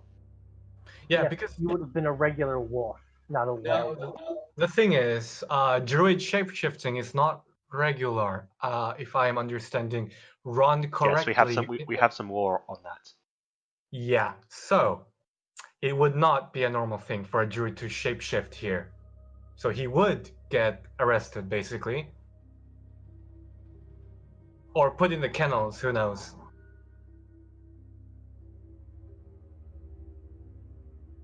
Look, how was I supposed to know the woman would grab a damn sword? You live in a town perpetually in fear of bears and these vampires. And you thought it was a good idea to tell the highly impressionable young bard to I didn't tell transform. the bard to do a damn thing. You thought it was a good idea to tell someone in earsight of the highly impressionable young bard with an intelligence score of 0 to transform into a canine beast. Let me repeat myself again. We are in Mauritania. Very good. You are the captain, supposedly, I am beginning to doubt it, of a security force in the town. The town that fears canine humanoids that do not exist. Yeah, it's not a security force, but That was not a very good idea, was it? In hindsight. Gee, We are basically a band of idiots rather than band of brothers. Oh my god. Yeah, that Hey, should at be the least name we next get time. the good stories out of it, and that's what really matters. Yeah. Yep. fun We otherwise. almost died multiple times, but hey, the story. Yeah. Oh, Kind of my like God. you set everything on fire. Yeah. Yeah, the spiders fair- were exciting. To be fair, we killed the spiders with it, and I worship fire, so it's a win-win. It's a lose win, maybe. Shouldn't I be getting all the XP from that fire because technically I killed it? You don't have XP. No. You know how the song goes that we didn't start the fire? I kind of did. You started the fire. Oh, the spiders were terrible burning. his decision was. I just think a little credit should be given to the fire monk here because he kind of lugged around the unconscious, highly burnt bard around while he was unconscious. You're the one who followed the monk down into the well in the first place. It wasn't my fault. He said he would volunteer. He well, volunteered. He was basically tired of your crap and really had a good dream and thought, yeah, this will be my day. This wasn't his day. This was your day. This is your funeral. That's kind of your day, in a form. Hey, Ron's back. Woohoo! I think. Well, just give him time to adjust things.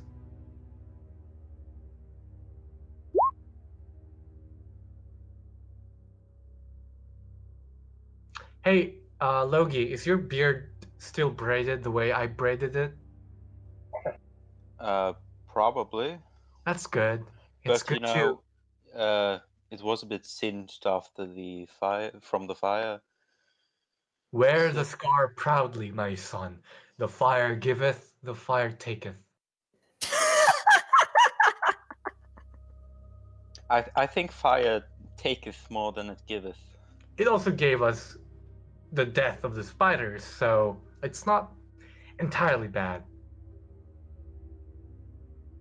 I don't think you're being very appreciative the role fire plays in human society right now. We didn't get any Apologize. loot. We didn't get any loot from that. How could you?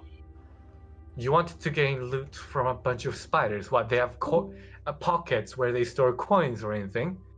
Yes, there's a spider economy. I mean, there was a Raxor down there. One of us could have cut down his legs and an eye and boom, a noxious staff right there. I have no idea what you would use those things for. It's almost like you can't make weapons out of spider parts. That would be ridiculous. Also, why did you go to Path 2 while it was 1 free? Come again? Why did you go to Path 2 when it was 1 free? Oh, because I can climb the spider. It's an alternate route. I'm back. Welcome back. Welcome back. Ron came in and went away again. Huh. I think you said on Roll20 that this is the 10-minute break. Oh, I didn't see that. I saw it, I just Okay, thought I everybody see. did. Sure, okay. Be right back. I've got to let the dog out. No Right problem. then. Yep. Who So let the dogs out? Oof.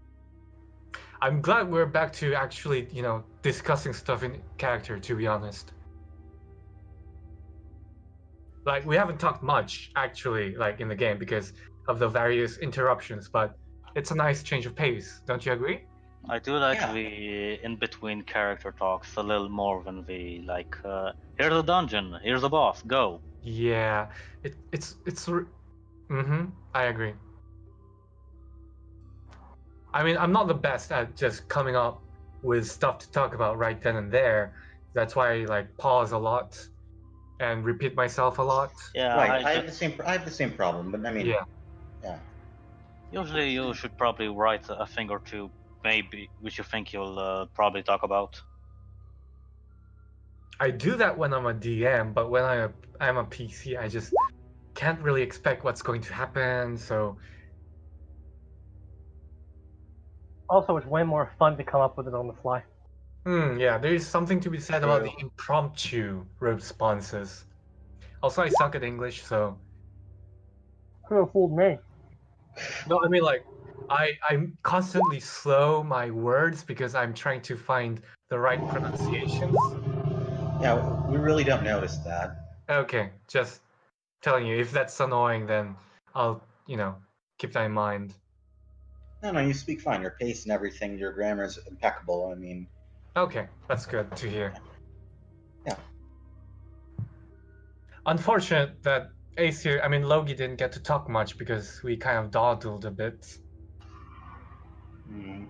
It's optimal to have everyone, like all of the PCs together, usually for the purpose of banters and discussions and keeping each other in the loop. Mm-hmm. Right. That's kind of what happens when you go through like you miss sessions and such. Yeah.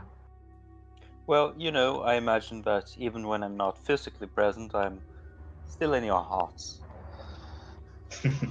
And in our minds, thanks to that spell. But did someone catch you up with the whole story about what happened? Aesir, Logi? I haven't catched up in character, but I've been reading through the summaries and whatnot. Okay, that's good. Then Tell it'll be me, quicker so- to integrate. Please tell me you saw the last session. Well, there's always the video if you want to watch it. Yeah, that's a good source. Yep. You could You can just hear in the last few minutes how I and Jan try to, well, basically struggle with rolls. Oh god, the nat ones are still haunting me. And then I slapped you so hard you actually took damage. Yeah. Yeah. Yep.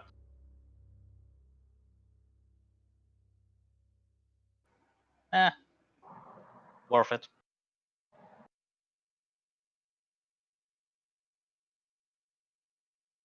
So you may have noticed Hyun is kind of on the chaotic side. So I'm guessing you're chaotic good then, or chaotic neutral. I'm wondering if there might be potential inter-PC conflict between, say, me and the priest, because I think he's lawful, right? I'm neutral good, actually. Oh, you're not lawful. That's surprising. I thought it was lawful. Yeah, I thought he was lawful. Most Saradominists wouldn't be lawful. No, they would be in Saradominus countries, and their Saradominus laws, which is what you should be following. If they were exactly like Saradomin, yes, but none of them are. No, that lawful does not necessarily mean you're following Saradomin. It means you're following the laws instituted by the Saradominus countries, generally speaking, in this setting, I would imagine. Well, the paladins may be lawful, so there might be some conflict that way. How about you, Sep? True neutral. No, I mean, like, do you see yourself having conflict with any of the characters? Oh. Is that an open question for all of us? Yeah, sure. Why not? No. Okay, well, Just like sharing visions, sharing ideas of how the characters could develop. Not making Sure. promises or anything. I'm not Okay. saying I'm going to kill the priest, because I'm right, not of course. So in my Don't view, give a praise. Yet. yet. I imagine Joachim and Notrix actually getting along pretty well. In earlier sessions, we had them paired up more than once, like checking out the Menaphos docs together and whatnot. You remember that, Leighton? Yep. Although there's always the worry that my Zamrakianism will come to light. That would be a fun session. Yes, indeed. Especially if we get to befriend each other pretty well first, and then I discovered, oh, that could be good. Ooh. Yep. Yeah. Oh no, How the could you? I trusted you. Spicy. You were the chosen one. Yeah, You were my I'm brother, Zamrakian and Anakin. Gathixian at the same time. So I that's how it loved goes. you. Yeah. So let's see. Unless we visit Varrock, I don't think I'll be discussing my religion openly. I hope my character hooks on runecrafting gets picked up by the DM. Oh, your character has done some stuff with runecrafting. Oh yes, but I'm just going to keep it on the down low for now. I Okay, don't know sure, if it'll sure, be yeah. used. Yeah.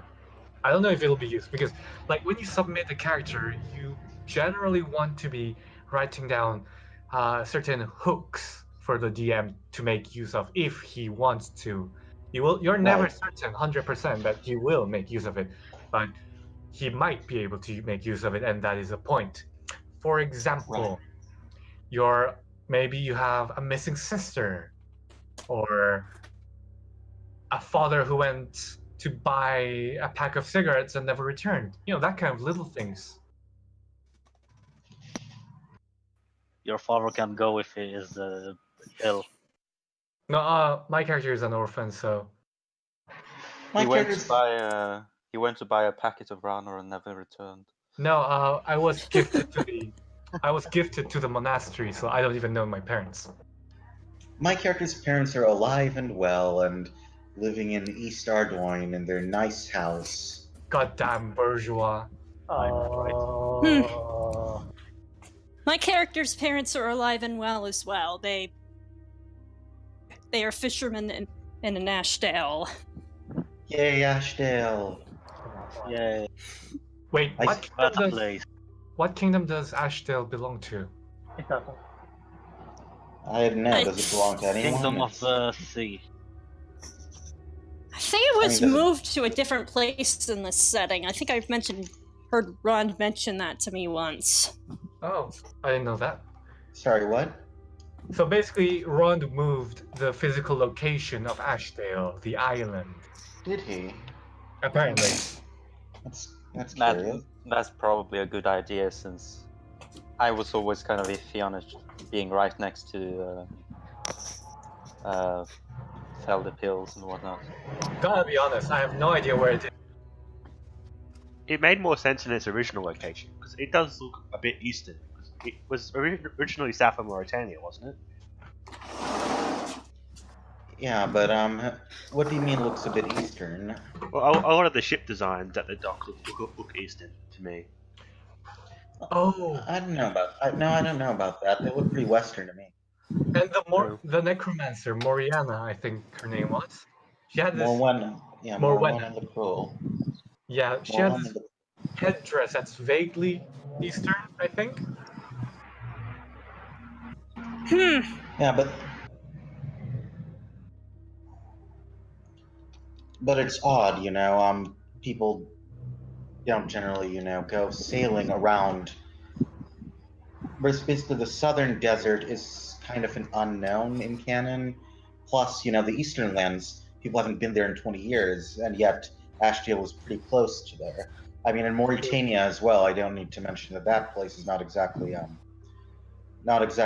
some place that people are generally acquainted with. I think its current location, therefore, it's a lot more accessible to the actual, mainland kingdoms. It's a place that's not, in some mysterious, uncharted territory. Possibly. Plus, not to mention, the ship that runs between Ashdale and Taverley. It's a little odd for a ship to regularly be sailing from Taverley all the way out to where it was before. Well, to be honest, Gaelinorian shipping lanes do not make much sense in the first place. If you're interested, its current in-game location, and I'm pleased with them. They actually, physically moved it. It is a physical surface world location on the world map. But its location, it's south of the Kandarin landmass, Kandarin and the Feldip Hills. I see.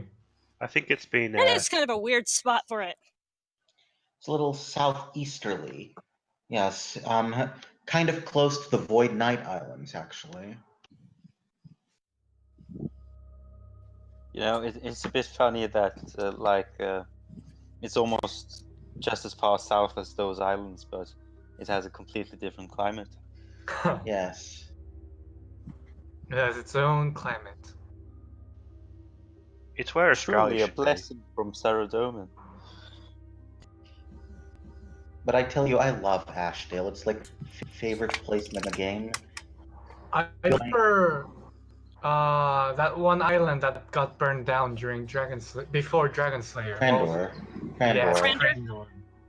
Favorite island, bar none, because I was free to play for a very long time. Maxed combat there actually. So Dragon Slayer has a very fond place in my heart because I was a very long time free to player. See. Also, But the Ashdale- ruins are. Yeah, go on. Oh no, go on. You were saying about the ruins of Crandor? Yeah, the Trandor. ruins are just pretty neat, aren't they? Yeah. I remember actually in early RS2 there weren't even ruins or anything there. It was just a generic tropical island. Mm-hmm. I'm pleased that they changed it up and, It's a shame that nobody tried to recolonize it because it's in a very good spot. Hmm. Well, there's I been mean, a I dragon can't there. imagine it's been too. Yeah. Well, you know, there's all those reefs around the island, and we had to reconstruct the map, so it might be hard for right. settlers to come there. Ah, yes, true. And the Lady Yeah. Lumbridge. Sorry, go on, sorry. It's not even been so long since we've even killed Elvarg anyway, so it would take a while to get settlements up and to let people even know that it's there. Right. And hey, Ronstadt's back. Oh, Yay! Whoa. then we can do the thing. And Uh, just Yeah, the thing we all gathered here to do. Yeah. Sorry, you're no longer in roll 20.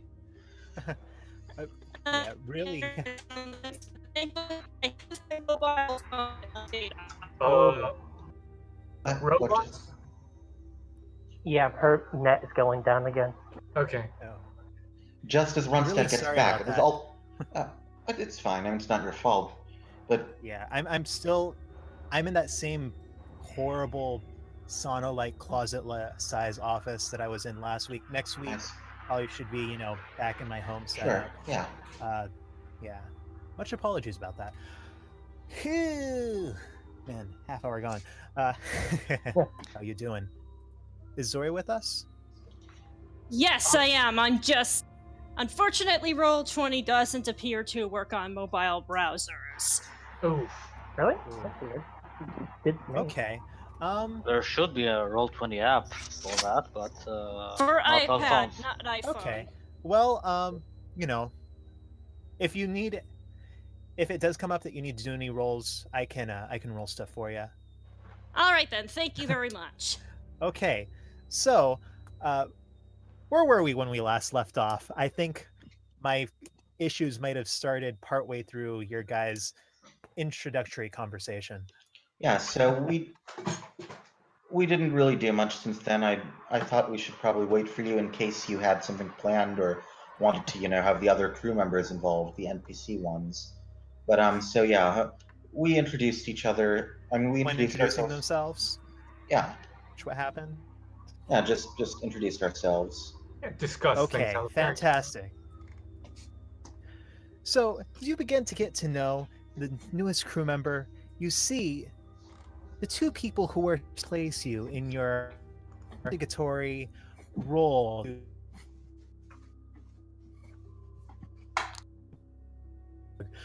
One of them, quite Ron, you're kind of cutting out. Yeah. youngish look. Yep, yeah, you're straight you're cutting out. You're cutting out pretty heavily. Yep. Mostly can't hear you, like 90%. Can you hear us? Blink twice if yes, blink once if no. God damn it. Connection issues all across the board. Everyone Yeah. hear me? Yeah, we couldn't hear any of that basically.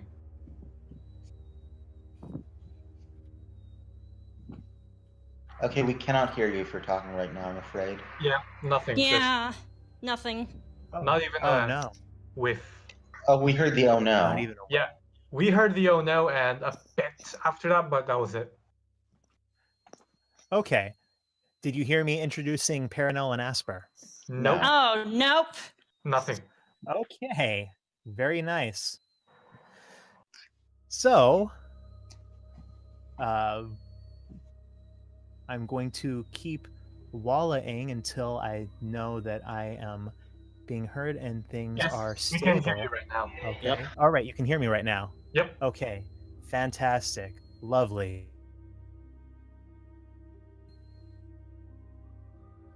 You jinxed it. Are you talking right now? Right now I'm talking. Okay. Okay, good. We weren't sure if you would cut out. Okay. So, goddamn, what the hell is going on? All right. So, see two figures approaching you, coming out of the mist of Phasmatis, approaching you. They are the two who you heard were replacing you, investigating Haranu's unfortunate imprisonment. You see one of them, short figure, hunting leathers, round faced, looks young, difficult to tell though with her lifespan, messy brown hair and a loose ponytail. The other one, taller but still rather short, human woman, older, gray hair and tight braids, very stout, very sturdy. This is Asper and Paranel. Asper, she spots the three, actually not the three, the two people who she, for all intents and purposes, the past few days did not know whether they were coming back. And she sort of quickly slaps Paranel on her shoulder and points up at you as they ascend the gangplank back onto the Liandao. See? I told you! People like this, they're too dumb to die. You know, you stick an arrow through their head, it'll just pass through blank air. Wait, which two people are they encountering? Notrix and Joachim. Oh, but wait, we're on the ship, aren't we? And they're Yeah, they're approaching the ship. Oh, I see. Okay. I see you haven't changed much, Asper. Yeah, we've been taking up your slack. I heard that you went off into the swamp or something? Yes, well, some of us decided it was a good idea to try and prove Akaranu's innocence by hunting a vampire. Perhaps not our best plan. And at this, Paranel kind of interjects. I'm so sorry about her. So, where have you been? Logie, he didn't want to speak too much about it. But did you track down some other sort of clue? Did you have some sort of a lead? We've been speaking with Haranu. We think we may have something. By the way, shouldn't Zori be here as well? Zori's character? Yes, you're all here. Okay. But just, Joachim and Notrix are the ones who are members of the crew. I see, okay. You know, who they know. Right. But Trow and Zori, you guys are both here, aren't you? Am I? Because you didn't mention my name among the people that they met. You only said two people. Yeah, well, that's the two, who they know. Oh, Okay. so I'm still here. Okay. Yeah, you guys are still here. Okay. Alcana and Hyun Gotcha. are both still here. Yeah. Well, what did you find? Are you two the guys that were supposed to find things out for us? I was reluctant to leave the ship, but yes, the captain asked us to try to do what we did to free Akira Haranu. I didn't like handing over my weapons, however. So, We what seem did to you have find? come across some interesting information. Go on. Well, you numbnuts were, I don't know what, running around in the swamp. We've talked to Haranu. We got the names of some people who we think could be character witnesses. However, we're really not sure if they're even gonna want to keep him longer than a week. Why didn't you tell us that when we met him? I don't know. Maybe because they could tell what dumbasses you were?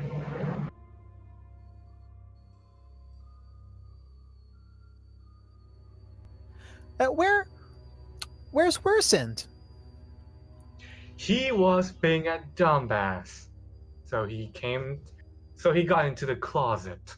He's being detained by the council, but I believe one of the captains of the Bone Patrol is working on it.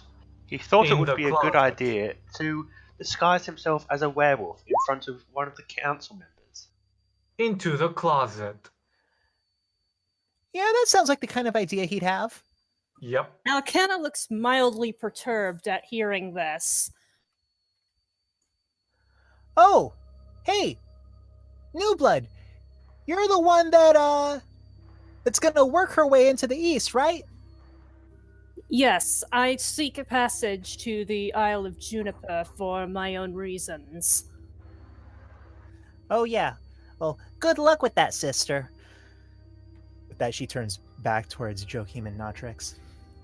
Look, I've been taking notes, and I know that this is difficult for you guys to understand, but maybe you could try to do a little bit of investigation instead of prancing around and playing slap ass out in the forest. Does that sound good to you guys?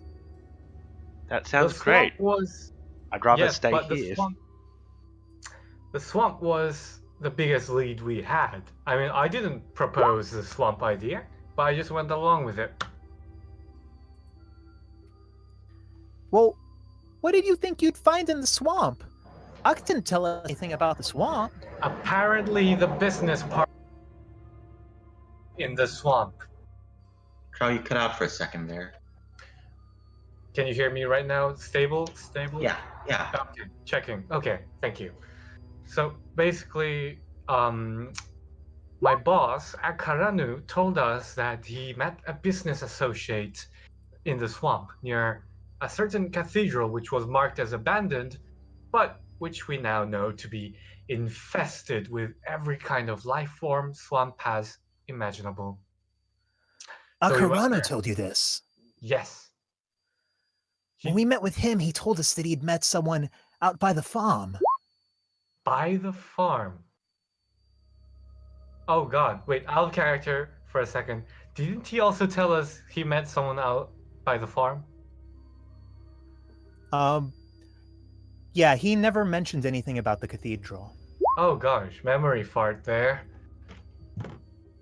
I'm just going to roll with it. Back in character. Oh, a farm, you say? Well, it would have been nice if you told us that at the spot. Anyway, we totally went to the cathedral and almost died, and now we're back here. Look, I think the captain wants to get out of here as quickly as she can. Are So you do going to I. be joining us? I will be going wherever my employer is going, so I suppose. Look, Asper, I've been taking notes, and I know you have too. Perhaps we could share, pool our resources. We could divide our investigation. Oh, that sounds more than fair. And Asper kind of shrugs. Yeah, I mean, I don't know how many of these guys are literate, but at least it can make them pretend to feel useful. I did learn how to write in my time in the monastery, thank you very much. What are you doing here, sister? Are you gonna be helping us break Ack out of the joint, or what's your role here? I suppose that my most knowledgeable things are in the matters of faith and in the matters of putting evil creatures to rest. Uh-huh. Okay. Real high hoity-toity type. She's with us, so yeah, we recruited her into our investigative efforts.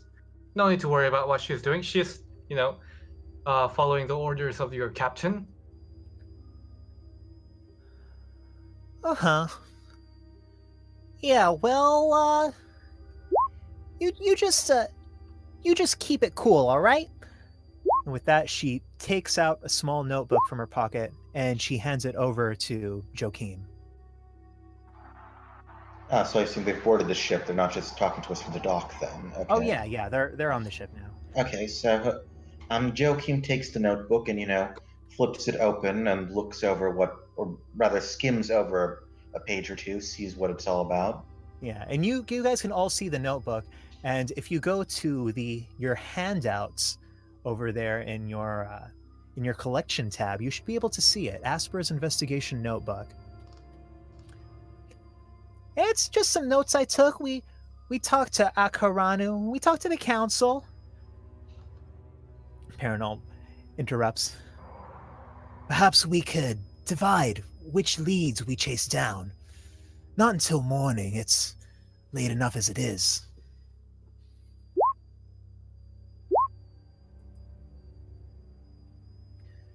I suppose so. Some of our party did want to get drinks at at the Ghost and Sickle, however, if you were so inclined. But perhaps with the matters at hand, it might be best for all for all of us to get a good night's rest. I don't believe in dulling the senses. Oh, we should probably grab Logi while we're at it. Out of character.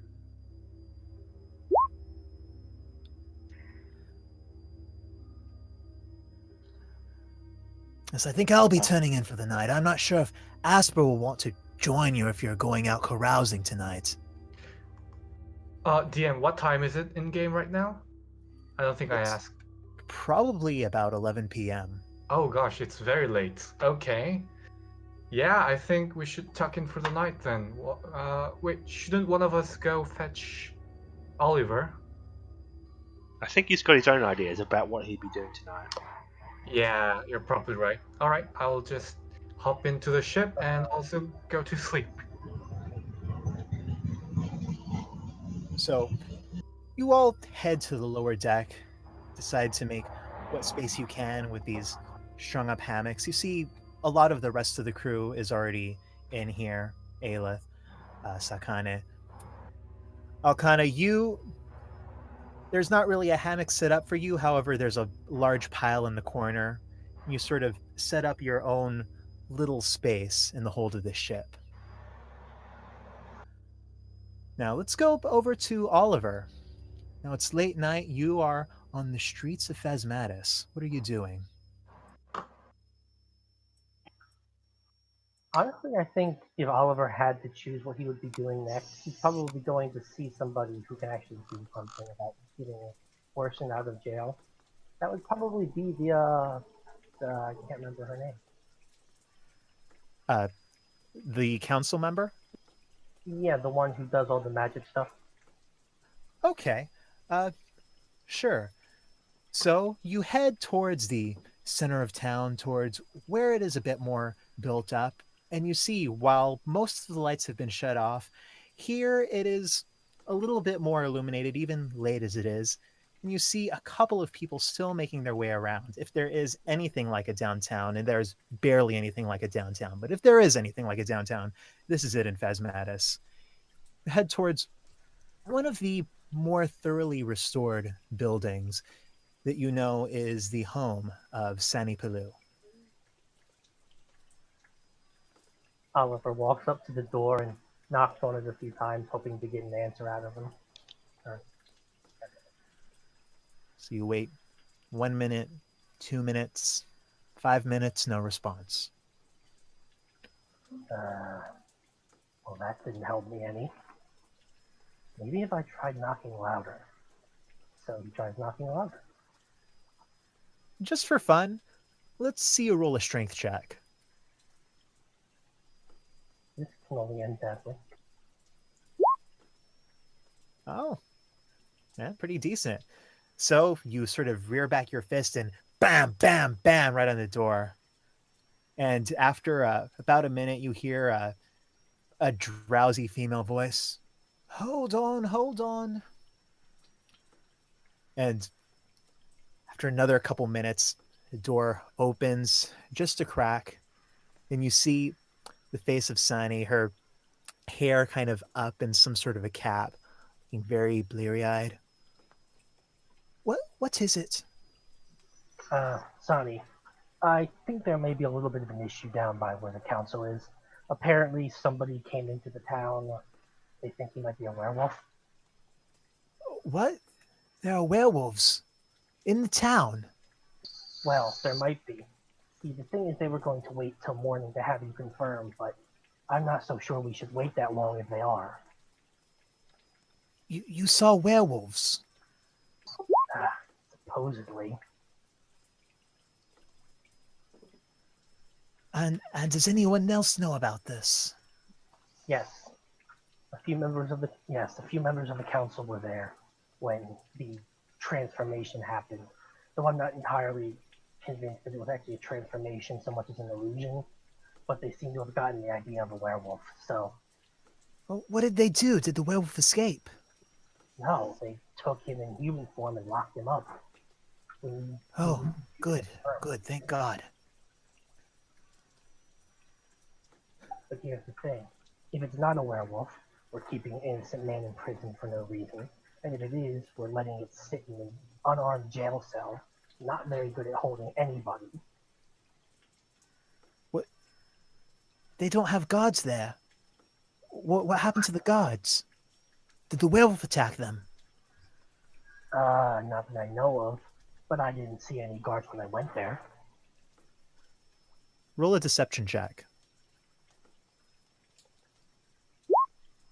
Oh, come on. Oh, I need to roll for her. Ouch. Hope she rolls bad. Oh, Oh.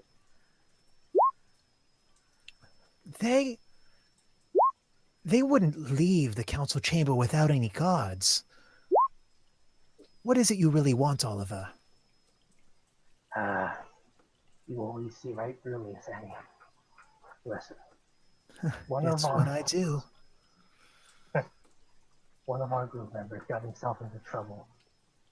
The bard tried to illusion himself as a werewolf and, well, didn't go over so well. I need to get him out tonight. I don't think I follow. Look, you're saying that he's being held in the council chamber. He's being held in prison because when we were in the council chamber, he decided that it would be a good idea to illusion himself to look like a werewolf. It's late. I'll deal with it in the morning, okay? Sounds like he's safe as it is. Fine. I knew you were still alive. How'd you figure that out? Well, I know things, don't I? with that, she kind of retreats back into the door, softly closes it.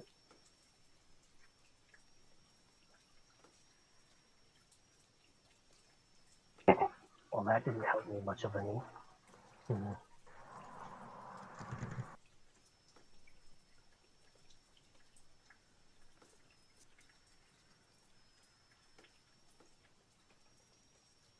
I can't really think of anything else that he would possibly try to do. I mean, he doesn't want to actually try to break him out of prison.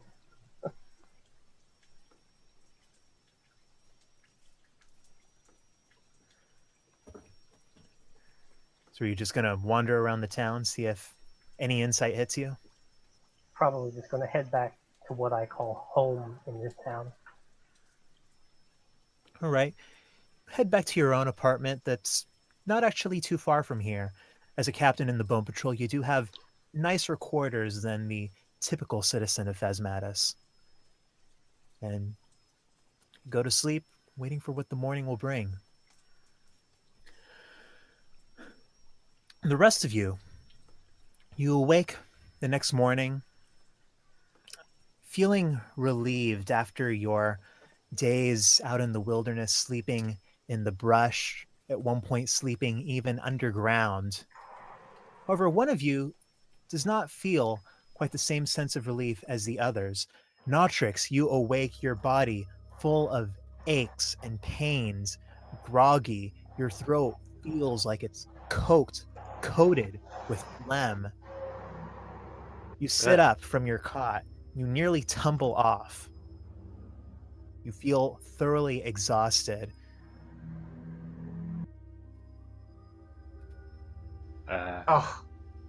Okay. Can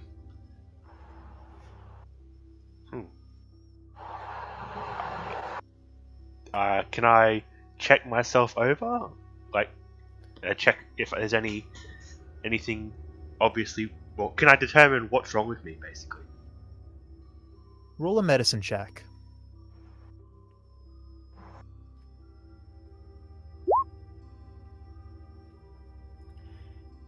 Feel like you've come down with some sort of a disease. You're not sure at what point you were infected or what this is. It doesn't seem like any sort of a magical ailment. It seems like it's very much you caught some sort of a bug from somewhere, but you just feel awful and thoroughly exhausted. Does it Uh, have like a visible effect on him? Like, does he look sick to us? Well, he can't see himself. However, the rest of you guys look at him, and you can see sort of dried mucus running down from his eyes. His skin looks sort of puffy. He just. You don't see any sort of like a rash or lesions. However, he looks horrible. By, pardon me. By the eternal fire, you look terrible. Are you all right? I'm I not feeling concur. too well. Okay. I'm not feeling very well this morning. Joe. Priest, come have a look at this guy. He does not look very well healthy. Joachim nods, looking concerned as he approaches Notrix. You seemed fine last night. Did you feel anything off then? No, I was completely fine last night. Wait a minute, this might be contagious. We need to sequester him. Sequestering the diseased. Joachim sighs as if recollecting something. I'm not too certain about that, but just in case. Besides, if the crew are sick, it will just delay the ship's travel further.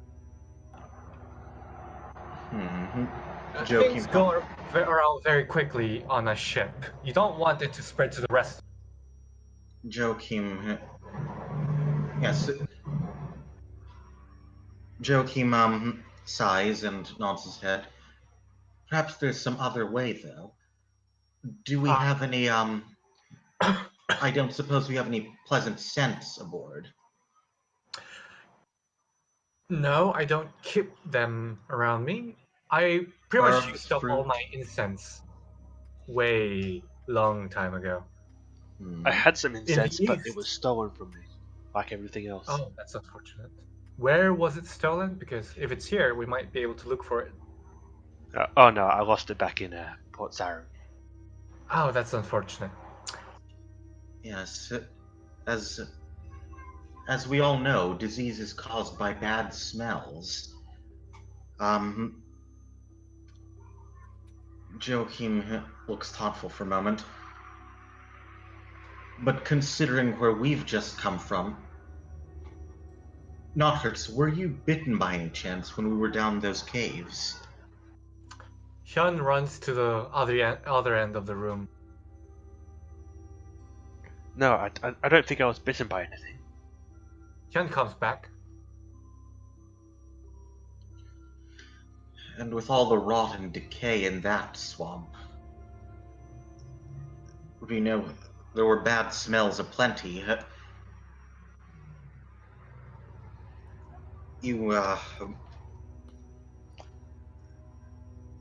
In fact... Oh wait. Yeah, go on. No, I was bitten by a spider, actually. Oh. Spider-Man. I also took well, out of character. I also took a mushroom to the face. Oh. Are you telling us this out of character or in character? You should tell us in character. Well, I was bitten by a spider, but I thought the effects of that wore off, and I did venture too close to one of those odd fungus. Did you breathe them in? I think so. But usually mushrooms don't affect me very much. Oh, prior user, are you? He's No, a druid. I'm Herbs are his... around mushrooms quite a lot. Is it a particularly toxic mushroom? Do you recognize it? No, I've never seen it before. That spider bite. This could be poison. Can I do a medicine check? Sure, roll a medicine check with advantage. All right. It seems unlikely that poison would be so slow acting, because poison is for immediate killing or immobilization. You don't want poison that lasts long in the system and suddenly activates the day later. All right, so Joachim, looking Notrix over, you can tell the telltale signs of a very bad fungal infection. Ooh. That mushroom... I'm afraid you seem to have some sort of fungal infection, and not a mild one either. Is he going to live? I don't know. Joachim clears his throat. I'm sure he will, he says, now more calmly. Although if you were perceptive enough, you might determine the calm seems a little forced. Perhaps I could wave my fire around him to cleanse the air of miasma. And maybe fungus. The fungus is already inside me. Yes, so we burn the inside just a bit. The eternal fire will provide. It is a curing flame. The same fire that courses through your veins called life. Yes, the fire really is the answer to your problems. Because the fire burns fungi, you see? We're in a It's wooden going to be ship. We can temporarily relocate you outside. You Perhaps see the maniacal glint in Hyun's eyes that almost seems to dance like a flame itself. You easily get the sense that he's maybe not the best person to be trusted. This does not seem like a wise course of action. I must agree with the paladin, and not because of any inherent Saradominist bias. How much do you know about medicine, precisely, Hyun? I'm a wise old man. I know a lot about medicine. More than you. Hyun pouts.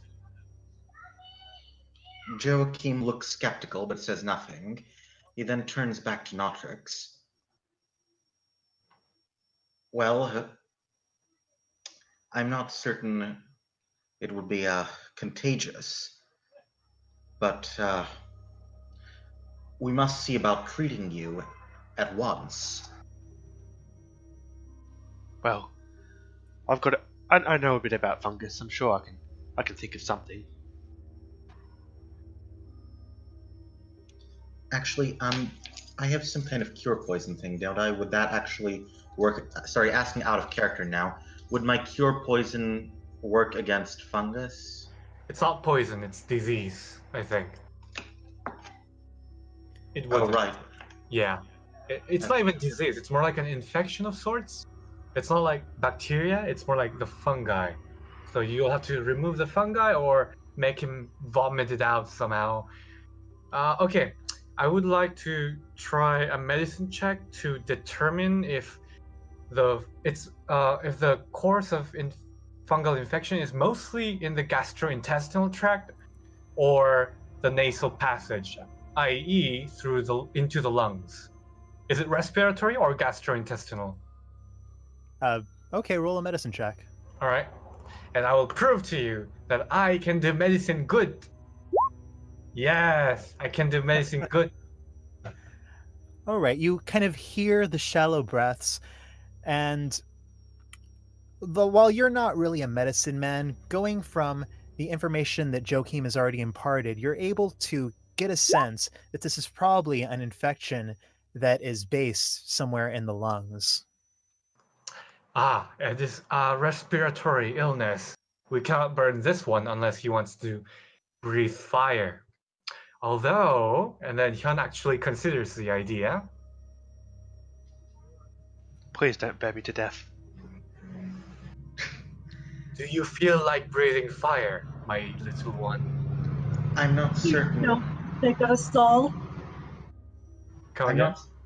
No, Zoriel, come again? Please don't, for the sake of all of our well-beings. Yes, speak up more. More talking. That's good. That was out of character, by the way. Yep. Okay, go on, priest. I'm not certain that's the best course of action. Yes, you're too timid for a medicine man. You have to do the radical thing. You have to challenge medical heights, you know? Gotta do these things to improve medicine for the benefit of all. And preferably not kill my patients in the process. For science? Oh, we dissect corpses for that. Don't worry about that. But I'd prefer not to have one more to dissect today. Now, I doubt the ship would have aloe vera or any other herbs that might be suitable for a situation like this. I highly doubt it. In fact, a ship is not very clean, is it? I think we should move the patient elsewhere. Maybe a bit more inland? Away from the fog, at least. Perhaps, but... Yes, the sea fog is not going to help his respiratory disease. Perhaps you have a point, but will the swamp gas from the mire... Yeah, but the fog is thickest by the docks, if I am understanding the environments correctly. You don't get any swamp gas in the city itself. Yeah, so fog is strongest in the docks by the sea, right? I suppose so, yes. Then we need to move him inland, maybe into one of those inns. Well, that is a prudent suggestion. I don't think I can argue with that, yes. Notrix, are you feeling all right for a little bit of a walk? You can't make him walk. He has a respiratory infection. Walks. He's going to breathe more, which will exacerbate his condition. No. Priest, you and the paladin. You look like you can carry heavy stuff, yes? And he points at the paladin and her armor and the sword and stuff. I believe that I can do so. You two can carry him. I am an old man, as you can see, and then he hobbles stick, which doesn't exist. I just realized right now. So he just hobbles and says, I can't carry heavy stuff because I'm old. You two should carry him. Joachim nods. Perhaps as the best course of action, for I believe that since ever I have taken my oath, I have felt preternaturally well. I believe that I will not be able to. I believe that I will be best suited because I do not believe that I can catch this infection. Excellent. So you are disease immune. Even better. Well, actually, yes, she has a point. If he sneezes to you, priest, you might catch it too. And we don't need that, do we? I don't imagine we do. Right. We'll have the paladin carry the man and have her also act as the doctor, basically, because we don't want to breathe in any fungal fumes, do we? Also, get the man a mask. Do you know of any good place in town where I could get these supplies? I'm afraid that this is my first time here. Okay, Hyun rips away a bit of his very voluminous robe and basically makes up like a mouth plus nose mask to cover the guy. He hands the strip of cloth to the paladin and says, please see to the patient. I can't really go near because I might get infected. Very well. And then I'll canitize the mask onto Notrix. Nobody cared who he was until he put on the mask. Yeah, I just had to say that. Right, off to an inn. Do you object to your treatment so far, Druid? I think I'm fine. Yeah, okay, good. We go off to an inn and... What happens now? Oh, Logi, are you coming with us? Well, just out of character for a moment before Yep. everyone moves out. Is it okay if we do a little scene where Loki wakes up and sees you all again? Oh yeah, sure. Yeah, of course. So, Logi, you wake up having simply exhausted yourself, partially physically, partially from the rigors of the journey, but mostly emotionally. Having seen all your friends apparently die before you, you wake up and see them all gathered around Nautrix, everyone except for Worsend and the captain. You look at them from your own hammock that's in a far one of the darker corners of the hold. Okay, so Logi looks at the other puzzle for a moment, and then he looks at Natrix, who, from what I understood it, looks visibly ill. And he sort of screams out, "Ah! Ghosts! I'm sorry. I I I I thought I did the right thing. I didn't mean to." And he sort of flails his hands around. Calm down. Calm down. How He can I fla- attempt to calm him? yeah, but he flails.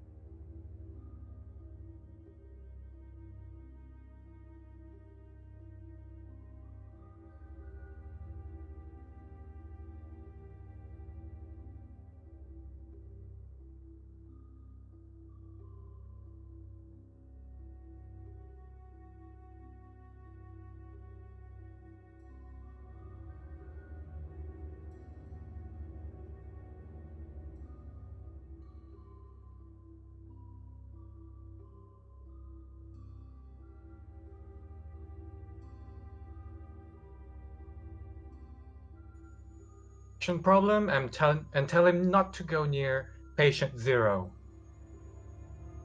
Also, we're going to an inn because the sea fog is not good for his health. Okay, but what about me? So, are you guys headed for the Ghost and Sickle? Yes, we are. Also, this is going to be a zombie campaign now. Yeah, I'm kidding. Right. All right. So you guys ascend. Notrix sort of awkwardly half hanging over the shoulder of Alcana, and Notrix actually, once you're half on your feet, you feel a bit better, though you still feel extremely woozy. However, it seems like your companions are pretty insistent about you being treated as a complete invalid. Okay.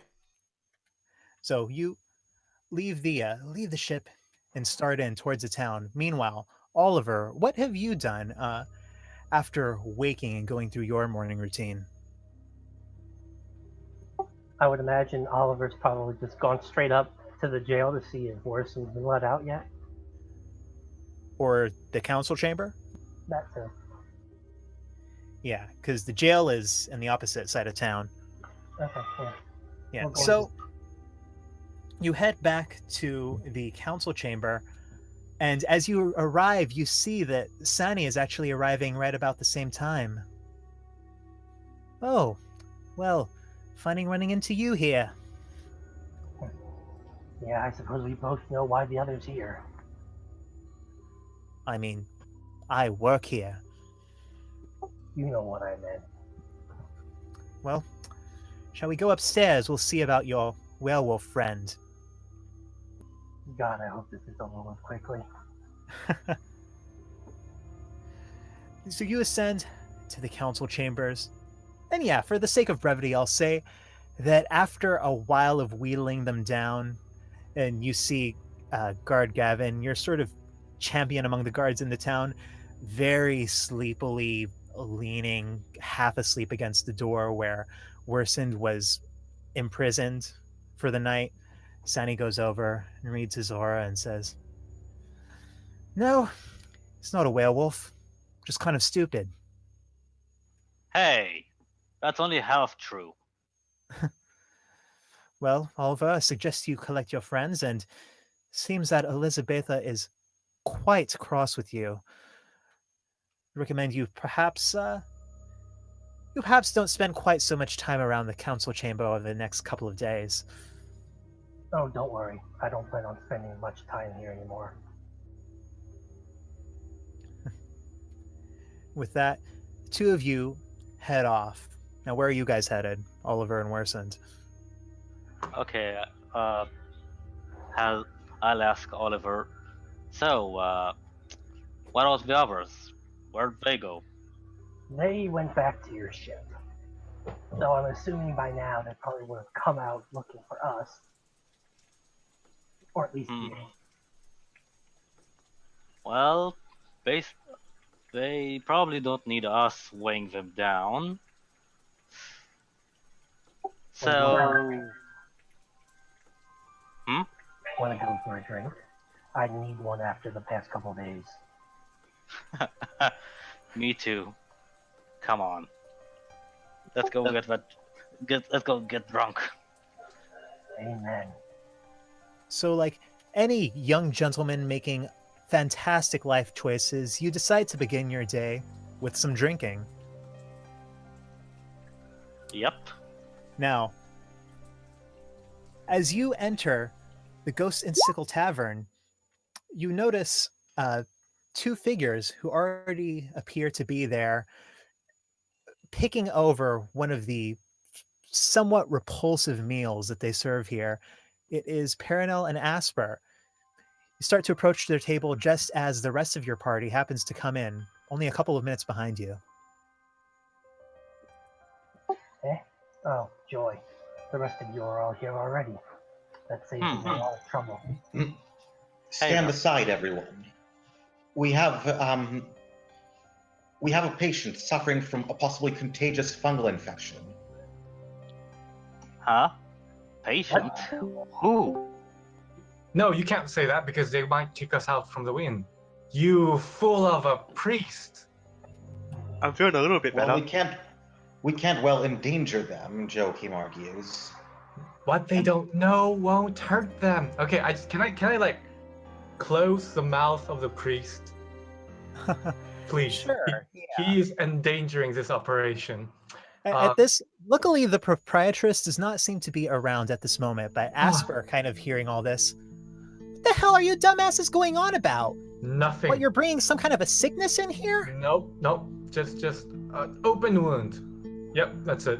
Well, if it was a sickness, why didn't Joking cure it? He's the miracle. Yeah. See, it all makes sense. It's just something that requires bed rest, and the ship does not have a bed. It just has hammocks. It's very terrible for the back, you know. I should know. I'm old. Huh. We've been there a few days and it's been fine. Yeah, What did you you're just young. call him?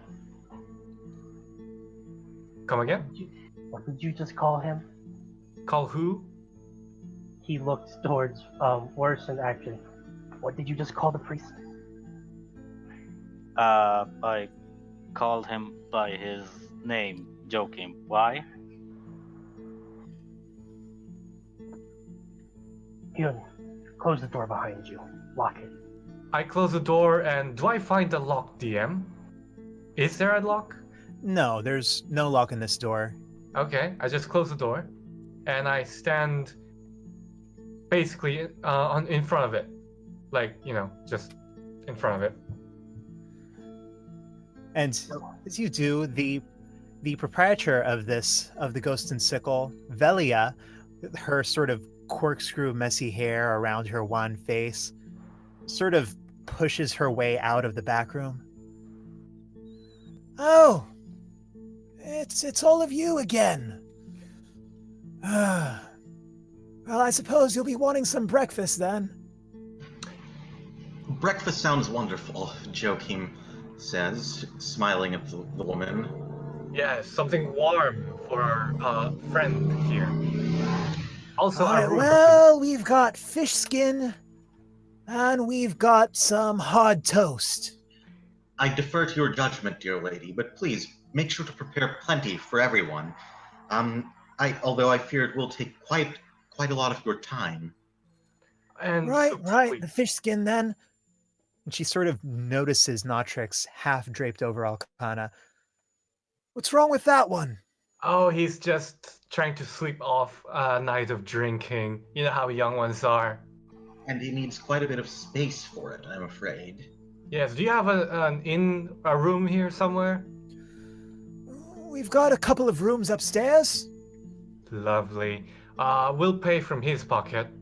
I don't suppose you object, Druid, because you're drunk and all. Wink, wink. I don't have much money. Yes, well, That won't be necessary, Joachim cuts in. I'll take care of it. Ah, the merciful type, is he? Right. And Hyun whispers to Zoriel to take him upstairs and undress him for now. We will come and help you later. But yeah, we need to defuse the current situation right here between the priest and the weird rogue guy. Hold on, You want hold to do on. what to me? We need to address One him. gold. Eyebrow. It's 1 gold to rent a room. You don't go upstairs until you got a room. Pay the dear lady priest.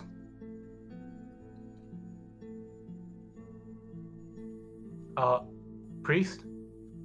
Sorry, Joachim reaches into his coin purse and tosses a gold coin at Velia.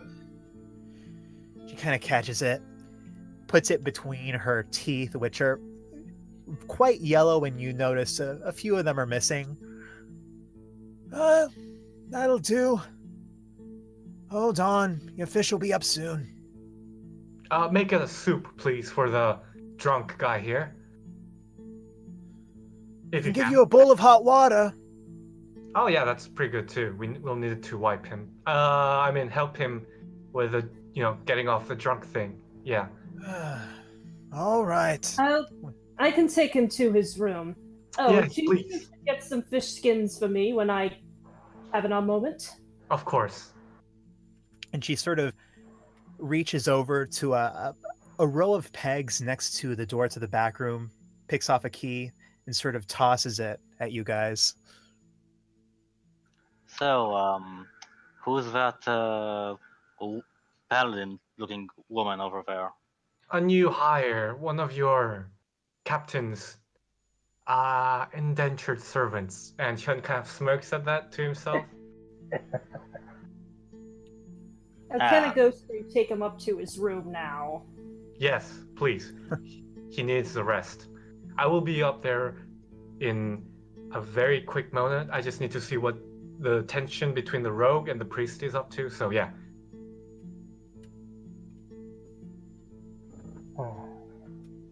So why do you want me to close the door? Because what I'm about to tell you is technically going to get us in a lot of trouble. Sorry, didn't quite hear you, Seth. Because what I'm about to tell us could get us in a lot of trouble. Not here in South Madness, just in general, I guess. Should the barkeep hear this? Because she's in hearing Joachim, range. Joachim looks to the kitchen door, assuming there's a separate kitchen. I think she's occupied for the moment. What did you need to speak to us about? Joachim narrows his eyes.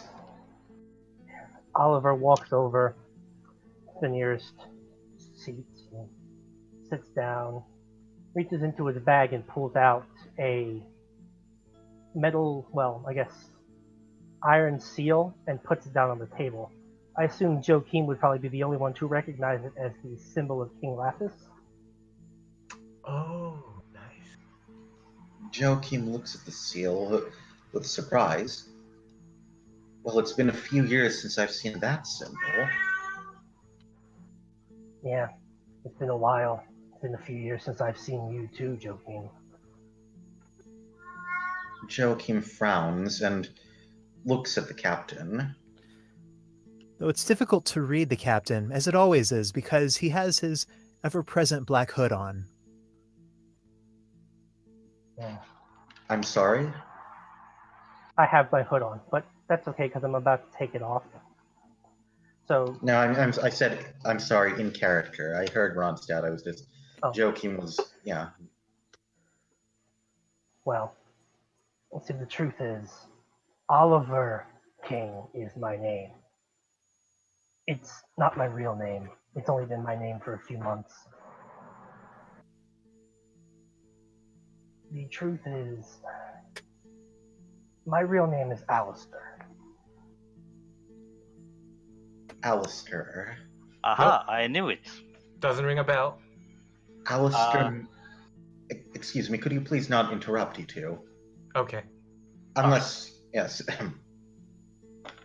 That was in character. I mean, you're welcome to actually talk. Oh, okay. And sort of seeing this, Paranel kind of gestures hewn and worsened over to the table where she and Asper are sitting. Okay, sure. Yeah. As long as you're buying. You're gonna have to tell us your story later, right? I turn to Oliver Alistair. And then I just go to their table. Well, in any case, Joachim. When you say... No, Alistair. When you say Alistair Magnus. Surprised you remember my last name after all these years. So you are that Alistair. I wasn't certain I had the name right, but... Can that really be you? Of course it's me. Could anybody else get away with all the things I've been doing? Hell, we got away with what with that cake? Ah, yes. Joachim, smiles wistfully. But I haven't seen you in... Well, it must have been over a decade now. There's a good reason for that. That seal there is the seal held by the Knights of Ardoin, which I was a part of, briefly. I did hear you were going into the military. Not exactly the military.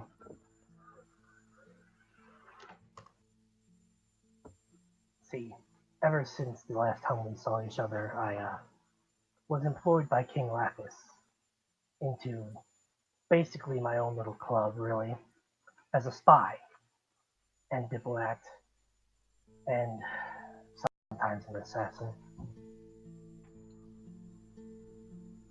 An assassin. Joachim looks darkly at this. Well, I suppose every government has its less transparent needs. Well, here's the thing. You're probably wondering then why I'm here, all the way out in Mauritania. I was wondering that actually. It's quite a distance to be spying. I'm not working for Ardoin anymore. Remember when I told your group that what I'm about to tell you could get us in a lot of trouble? That's because I'm on the run. You're a deserter. No, I'm the only person who knows the real truth.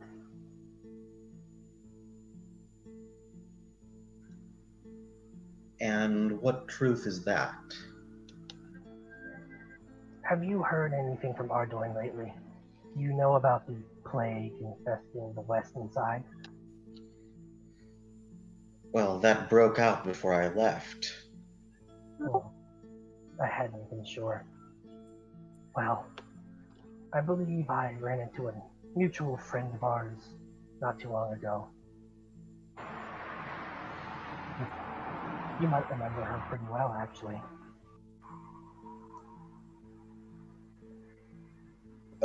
Elena? Yeah. Turns out she went into science. Go figure.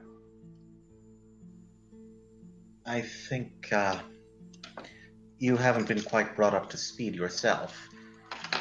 I'm No. familiar with several of these things we're telling me already. Oh, But- good. Then I can just cut right to the chase. The plague is a lie. Excuse me? When I met Elena, when I was being basically a liaison between the king and the mysterious people there curing the plague, I ran into her in prison. She somehow recognized me. I'm not sure how, but she... Prison. Elena's in prison. Yes, in West Ardoin. Listen, there's a huge conspiracy going with that plague. She convinced me to try and work out for myself. She gave me her tools, or rather, told me to steal them from the plague doctors. And I took it to an expert not far, and came to the realization that the plague is a ruse. But you're saying you met Elena in West Ardoin. How did she... Is she alright? Aside from being imprisoned, last I saw she was okay.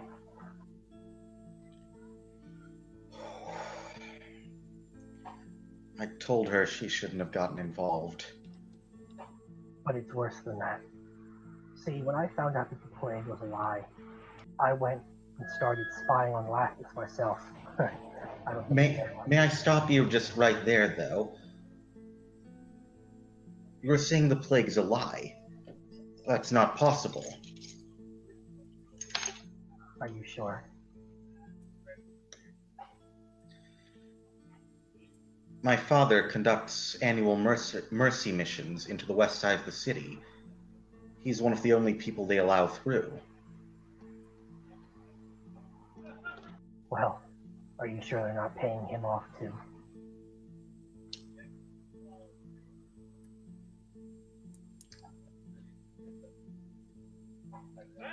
Joachim, looks slightly offended at this.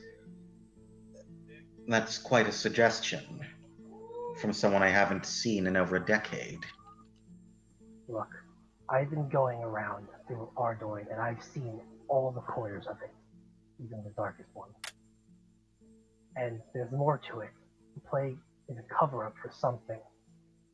Tyrus, Lapis, they both there's infighting in the family, and through spying on the messages that he was entrusting me between the head, I guess they call themselves warrior for some reason, and himself, I did actually spy on their communications, and I found out something not so good. Go on. Joachim, I don't know how to tell you this, so I'll just say it straight up. Lathis is trying to kill everybody in West Ardoin. King Lathis. Joachim looks a little unsure how to respond. This is quite a lot you're expecting me to swallow, Alistair. Well, that's the thing. That's why I'm on the run. Lathis knows that I know. Joachim looks at you oddly. That is our king you're talking about. And my father. And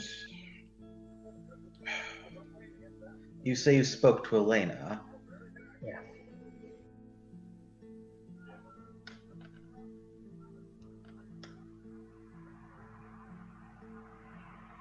I know it's hard to digest this. Trust me, I didn't want to believe it at first either. The facts were there. He's going to kill them all. Why would he want to do something like that? Lathis is the diplomat. He's the good brother, if I can use such simplistic terms for politics. He's a far better king, a far fairer king than Tyrus has ever been. Well, that's not entirely true either. You see, Tyrus was the more warlike, but I always noticed that the wars he went to were always for the good of the people, whereas Lathis would just try to stay out of things, even if staying out wasn't good for the people.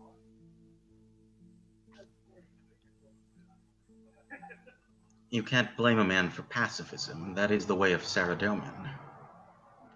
And killing the entire population of the west side of Ardoin. Is that the way of Saradomin? You didn't answer me. Why would he want to do something like that? What would he accomplish? He discovered me before I was able to find that out.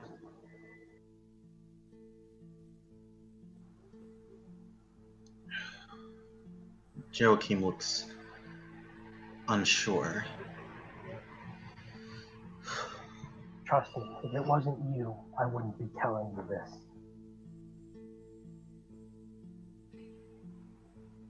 I've traveled with you for barely a day or two so far, Alistair, and it's been so very long.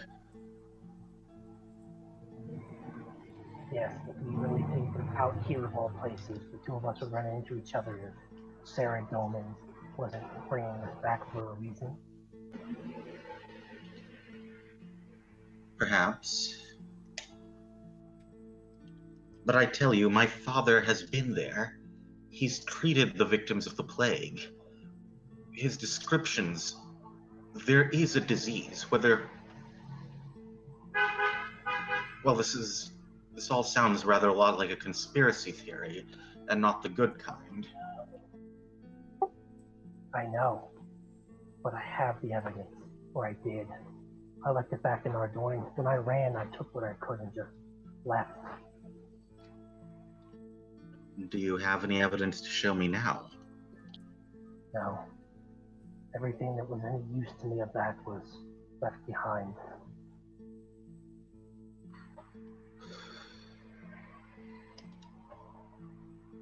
Joachim peers at you intently for a moment. Can I do a perception check to try to see if I believe him? Make an insight check and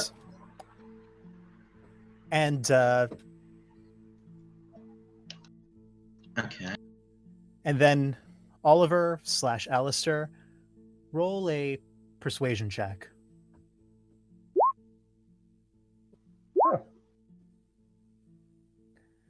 Oh.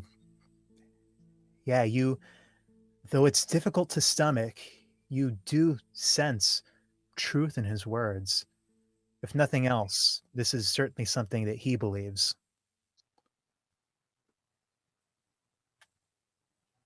Alistair, I don't know what you've been through since we last met. I don't know why you would try to lie to me, but can you tell me one thing? Depends on the Just thing, I one suppose. thing. Go on. Can you tell me straight?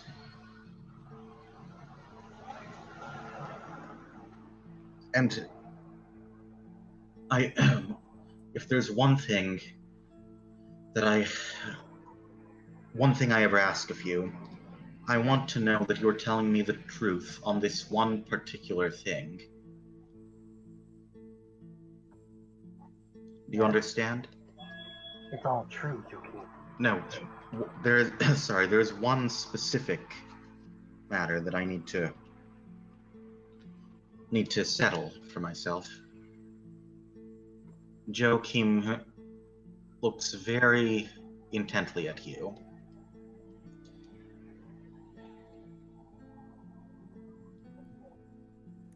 Is Elena in danger? When I last saw her, she was in prison. But otherwise, I think they were just happy with keeping her there, not killing her or disposing of her. At least that's the impression that I got, and well, when someone's ready for death, I know.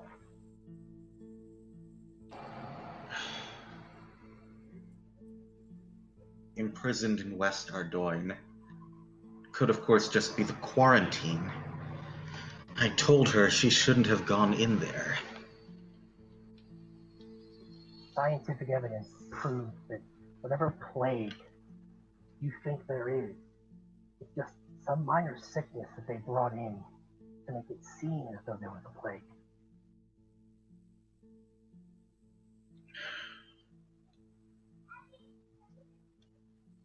You've been honest with me, Alistair, or at least been what you believe to be honest.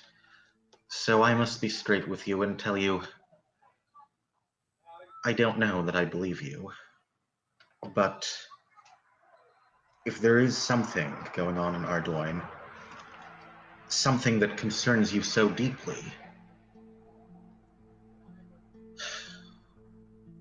perhaps it's something worth looking into. I agree, which is why I made a decision. I don't want to be in Port Path Matters anymore. I want to come with you. With me? You realize we're sailing to the Wushenko Isles. Yes, with a group of very capable people. Trust me, I was with you out there. Every single one of them can hold their own. These are the kind of people I need if I want to free Ardoyne. Joachim peers at you again, trying to read you.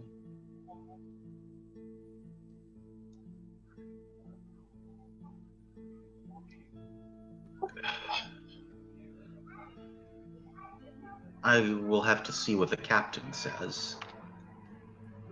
I'd be willing to go on, even for free. Don't have to pay me a cent.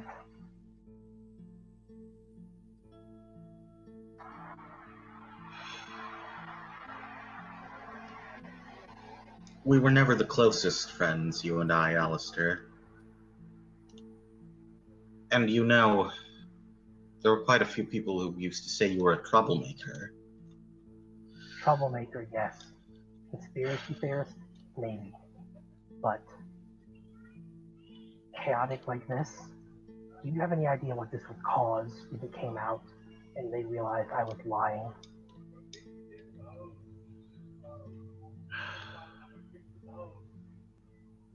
All right, says Joachim.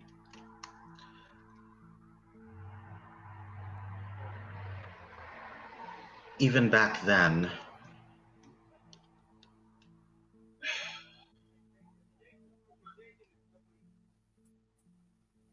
Well, unless you've changed quite a lot. No, it would be very unlike you to fabricate something like this. Joking swallows. But what do you propose we do about it? Sailing away to the east won't solve anything. No, but if I can get the rest of them to want in on my little operation of throwing in on theirs, or rather, out of the goodness of their heart, I'm not really sure. My point is I need help, and after this is over, maybe we could all go back.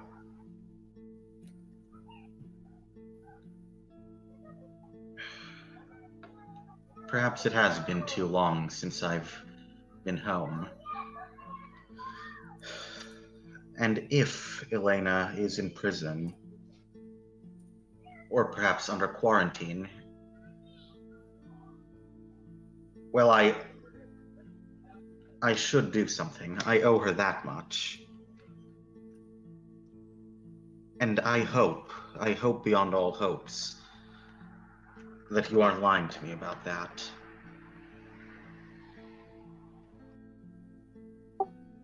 Well, either way, for now, let's just rejoin the party.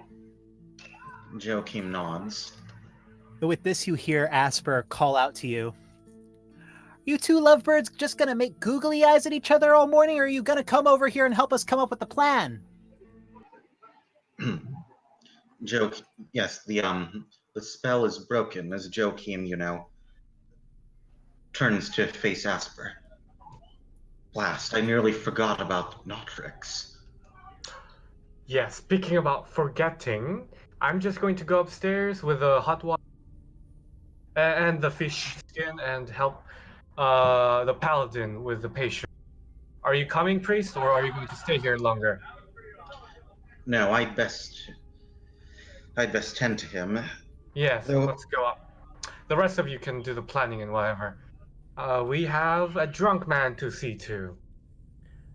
All right, so Hyun and Joachim, you venture up the rickety stairs to the very heavily cobweb-lined hall. It barely seems like this is a place that is used, and you get the sense that there probably aren't enough guests to this particular inn for its accommodations to see regular use.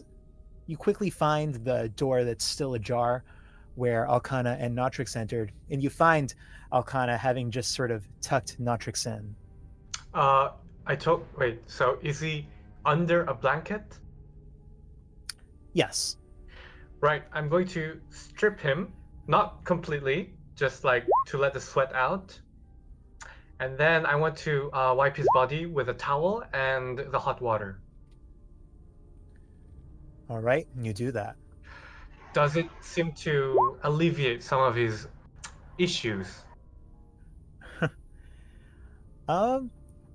Well, Notrix, you're having a towel wiped all over your body. How do you feel about that? A warm towel.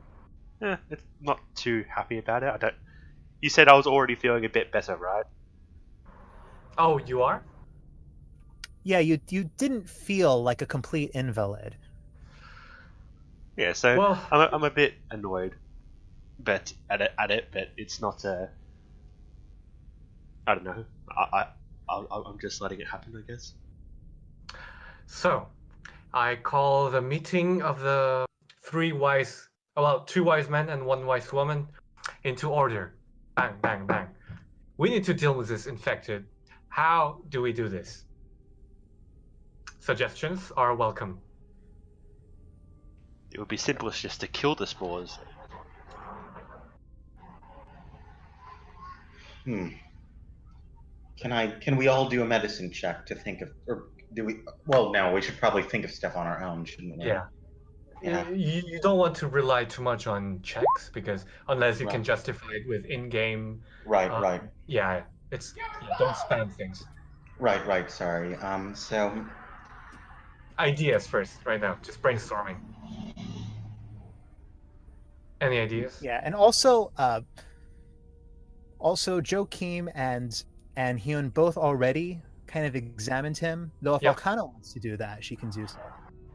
Are you trained in the medical arts, Paladin? Okay, we cannot hear you, Zoriel. Were you talking since a while ago? Because you're just mute. It sometimes happens with Discord, so if you leave the channel and then rejoin, we can't hear anything you say. It's probably the Discord if you're trying to say something. You need to leave the channel and then rejoin. There we go. Okay, yeah, we can hear you now. Lovely. Were you I saying something? believe that Arcana can actually detect disease and poison as a ritual Oh, spell, actually. would you like to do that now? Yes, I would. Right, let's get the ritual underway. I close the curtains and light up some moody candles because, you know, they're very thematic. It's ritually. Okay, so before we start, I'll kind of just, if you can press that spell on your character sheet, and let's see that spell card. Hold on a moment. I appear to have messed up with my thing and zoomed in too much. Hold on a moment. Let's go over to spells. Now, would I click detect poison and disease now? Sure, yeah. Alrighty. Oh, there we go. We can see it now. So, you sort of set up your materials. Well, you don't have a yew leaf on you. You hold your holy symbol of Saradomin, and you feel that standing in for the materials. The pair around you, and I guess Notrix on the bed, sort of watch silently as you prepare your ritual. You begin drawing the outlines of runes in the air with your hands, and slowly muttering a prayer.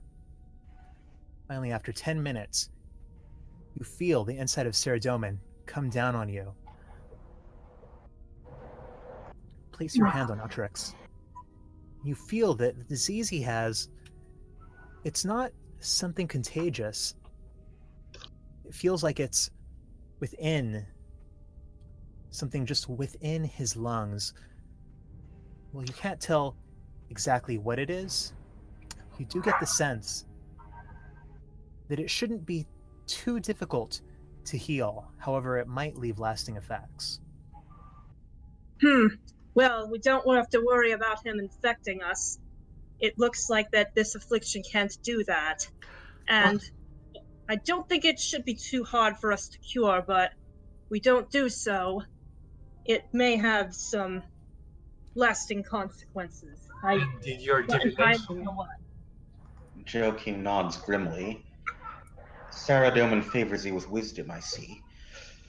But we must move quickly then. Did your divination confirm that the issue lies inside his lungs? Yes, it did. Excellent. Right, gentlemen, I think we only have one choice before us. You're not We going to set make me on him fire. sneeze. We're not going to burn his lungs. We make him sneeze. Really? How do you propose What? to do that? We get a feather. We tickle his nose. He sneezes. The particles are gone. Boom. Joachim gives you an odd look, his mouth hanging very slightly open. I don't think that would be sufficient to clear it out. The best it could do is give us more of an idea of exactly what is inside his lungs. Oh, well, we can just, cut him up, I guess? I'm afraid I'm not trained in the art of surgery. Don't worry. I'm looking more uncomfortable now. Right. I'm trying Fritz, to inch are away you from ready? from here. The paladin can serve as the restraints, and we will start managing his insides. Okay, I'm going to cast a wild shape, and I'm going to turn into a cat. Gotcha! You can't let the patient And run away. I am running away. No one's going to cut you up, Notrix. See, now All look right. at what you've done. So you all witness as the druid lying in the bed between you, who's really not quite as invalid as all this treatment would suggest, suddenly bams, poof, into his into the center of the bed, suddenly growing much smaller, into a small. What color is the cat? It can be a black and white cat. Sort of Aw. a black and white tuxedo cat. It quickly tries to jump away from either of you, leaping for the window. Do any of you try to catch it? Actually, I mentioned Yes. that I closed the window earlier during the ritual. Oh, I you drew the did. curtain. Yes. You did. So, I'll say that it jumps for one of the high shelves. okay. Natrix would have seen that there's Yep, I that. tried to grab him. So, both of you roll dexterity checks. I'm both. You mean me and Hyun, right? And Natrix. I'm not sure what a cat's bonus is. Oh. Let me check. Cat's 5. bonus is +2, same as me. Okay. Okay. All right. So Hyun, you attempt to leap and grab the cat. However, this feline, it manages to evade your grasp. You're just far too nimble. Do I feel better as a cat? Did the fungal infection transfer over?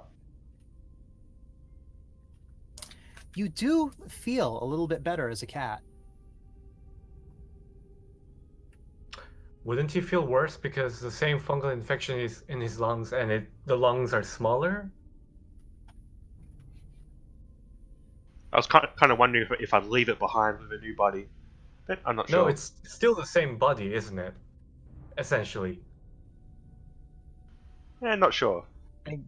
I mean, if you're asking me as the DM my mechanical opinion on how this ability works, I think that it's sort of a different body because if you kill the cat that's a druid, bring it to low life points, it's not like the druid dies, it's just that body disappears and it poofs back into its regular body. So Fair point. I think Yeah. I'm switching out my body with a body from the spirit plane. It's a form of summoning, I think. Oh yeah. I think okay. that's so. It's a the law. yeah, temporary. that's Yeah. It's a temporary arrangement, though. Like your human form, original form, is still infected. Probably. Yeah. Okay. But maybe the infection is lessened while that body is on the spirit plane. Hmm.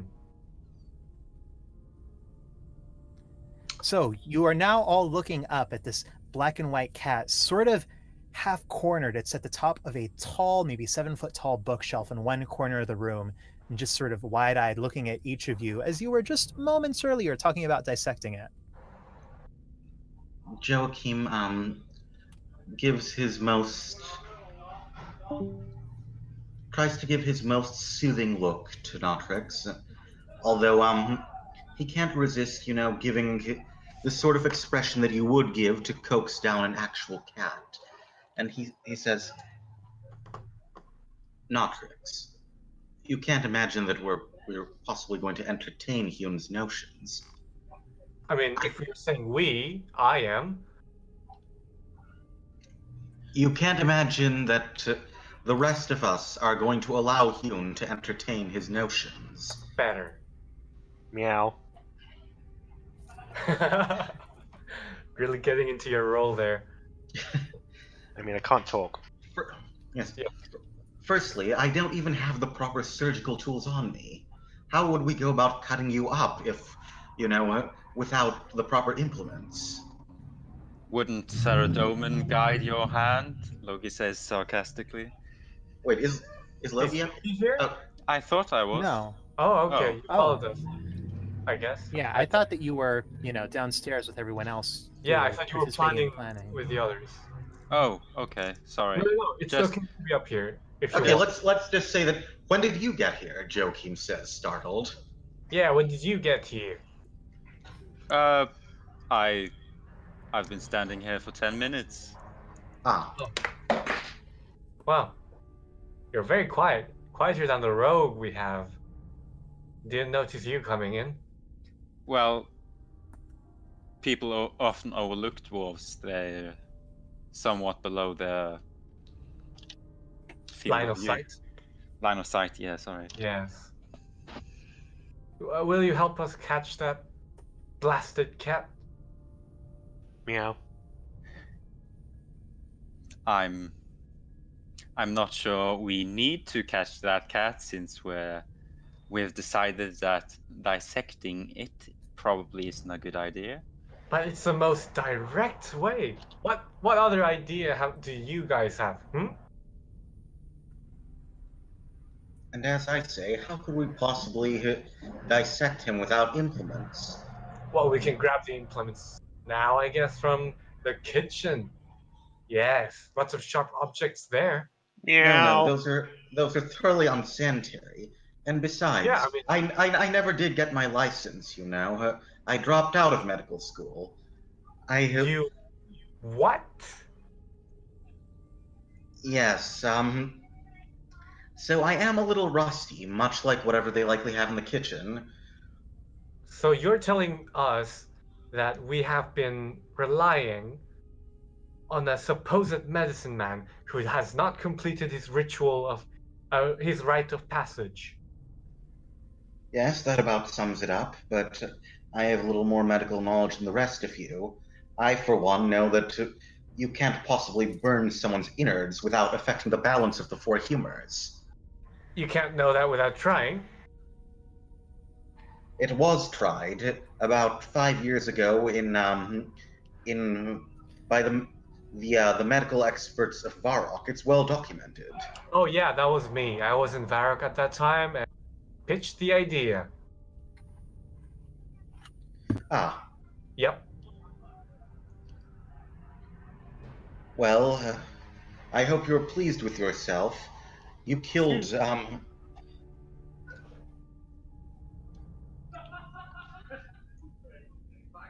Yeah.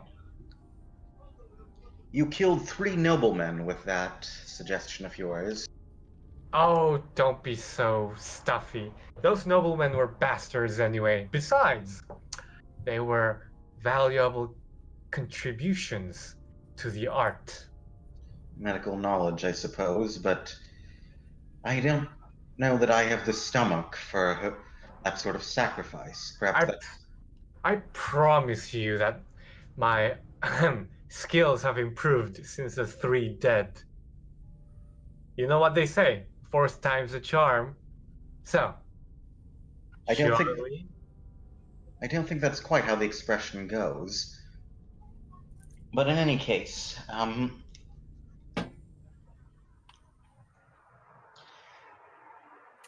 as I was saying, I have performed a couple of dissections, but that was several years ago, and I'm certainly not going to entertain the notion of burning him out, not after its proven failure. Notrix, roll a perception check. Okay. What kind of perception check is it? Because I have an advantage to perception checks which rely on smell as a cat. It's not based on smell. Okay.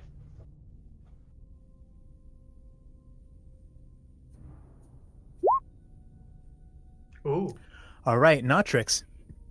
You notice that the walls of these rooms are not actually very well put together. There are quite a few gaps in them. And you see, not too far away from you, there's a gap in the top of the wall where you could actually pretty easily fit through and escape this room.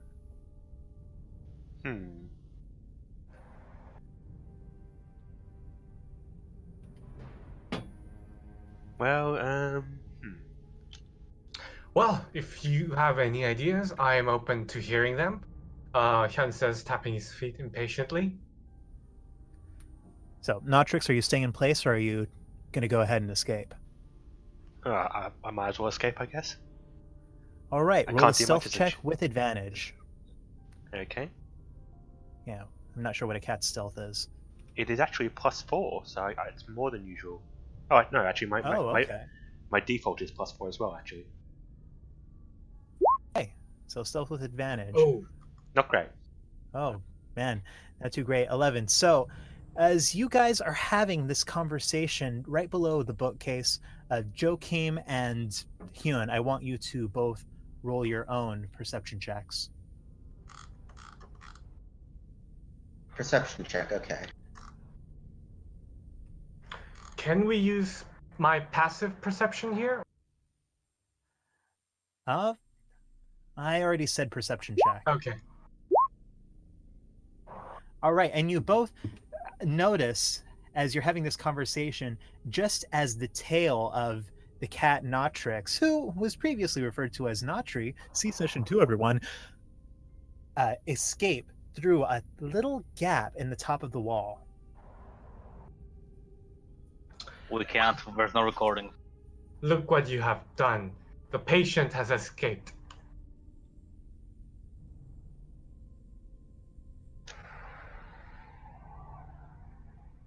Oh dear. There's probably some milk in the kitchen we can use to lure him out. Out here, the milk is probably curdled. I don't think the cats would mind. Maybe. And Notrix probably has more discerning tastes. He's not an ordinary cat after all. And all this because I wanted to cure him through the powers of the eternal flame. Why don't people just blindly obey anymore? Hyun shakes his head.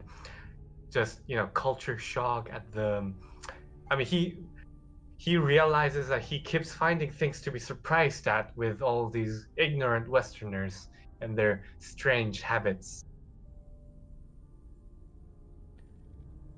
Meanwhile, downstairs, Asper, Paranel, Oliver, and Worsend, I think that's everyone else, are currently in the midst of their own meeting, attempting to plan what they will do for over the coming day. I guess it's up to you whether you want to be Oliver or Alistair. You can call. I was just messing around. You can call him whatever. I don't care. All right, so Asper kind of lays out the notebook. Okay, so I'm figuring we've got a few leads. Maybe we could take some of them, and there are a hell of a lot more of you than there are of us. And she gestures to herself and Paranel.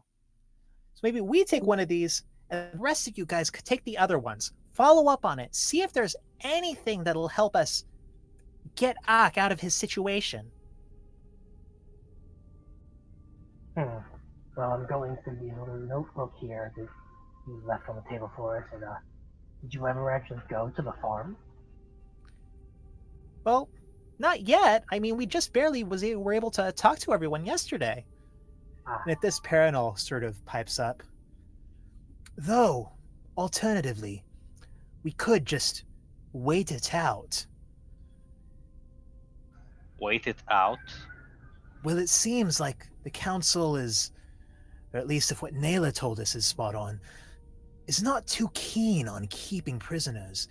If we influence them, say we'll get Ak out of their hair, then perhaps they will, in a week's time, remand him into our custody. They did seem to be quite determined to either let him stay or get rid of him, as in not keep him alive. Or at least I would assume if they traded with the Vyres and they actually don't like people who trade with Vyres because infiltrators and whatnot. They wouldn't actually execute him. Exile, maybe.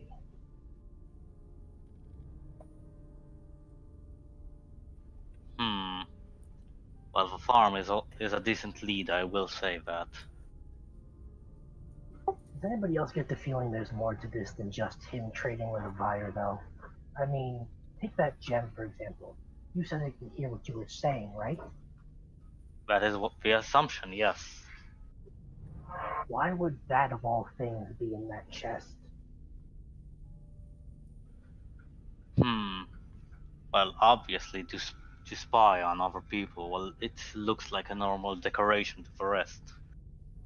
Exactly. Which means somebody wanted to spy on Phasmagus.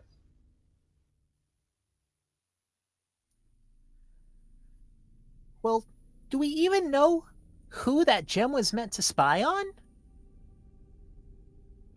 I'm afraid not. It got shattered before we could figure it out. Well, let's see. This person here, you said that he told you it was a man dressed in brown he met outside the farm. Gives him this gem. and expects him to take it back into Phasmatis with him. Was the person expecting him to get caught and have it confiscated? Or is it more likely that he wanted him to keep it?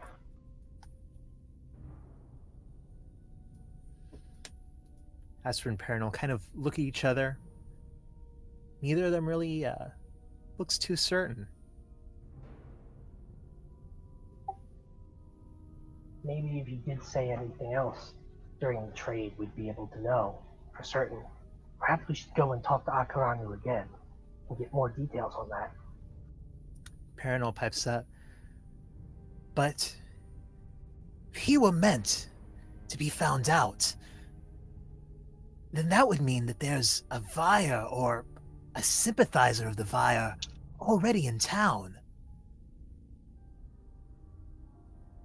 Does that make sense?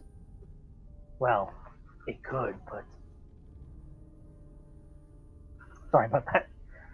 But either way, we need to find out, because I don't think there's just what we see on the surface to this. There's more.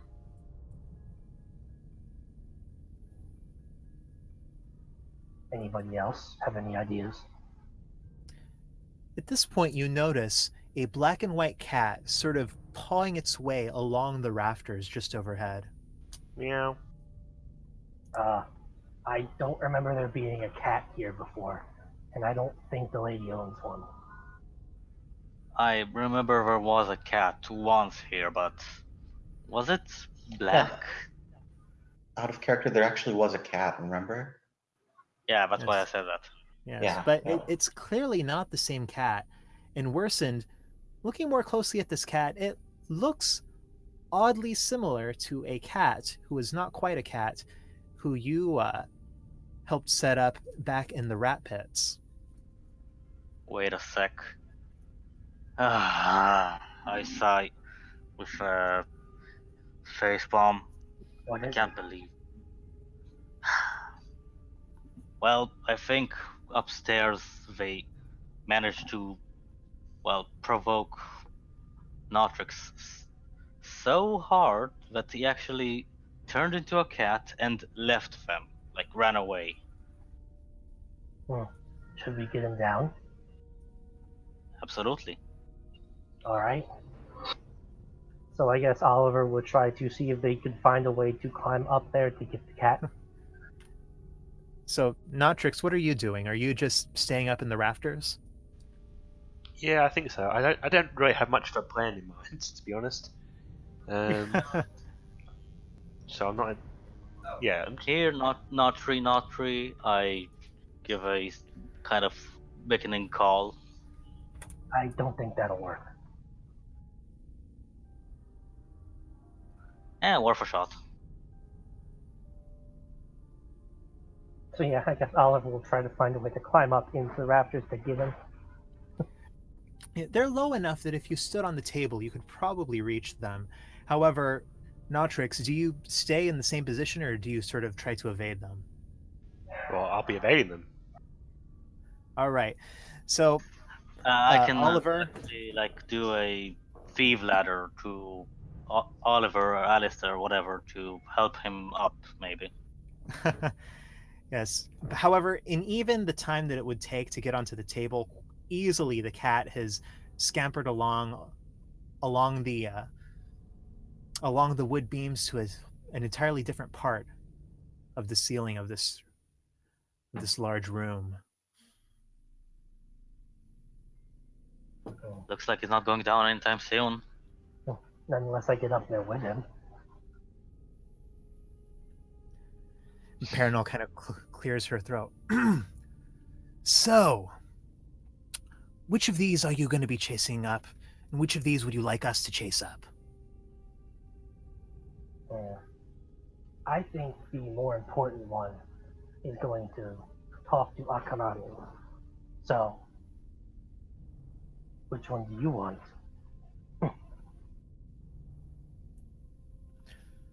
Well, you've got the manpower.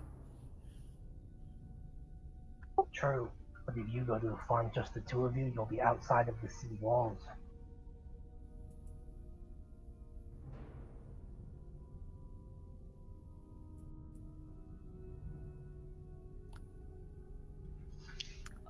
I think we'll probably be fine. As how far away is this farm? Not too far. I mean, now, in the time it took us to get to the cathedral, we could have gone to the farm and back at least 5 times, probably more. And Asper pipes up. Yeah, according to that sad sack, it was less than a mile away.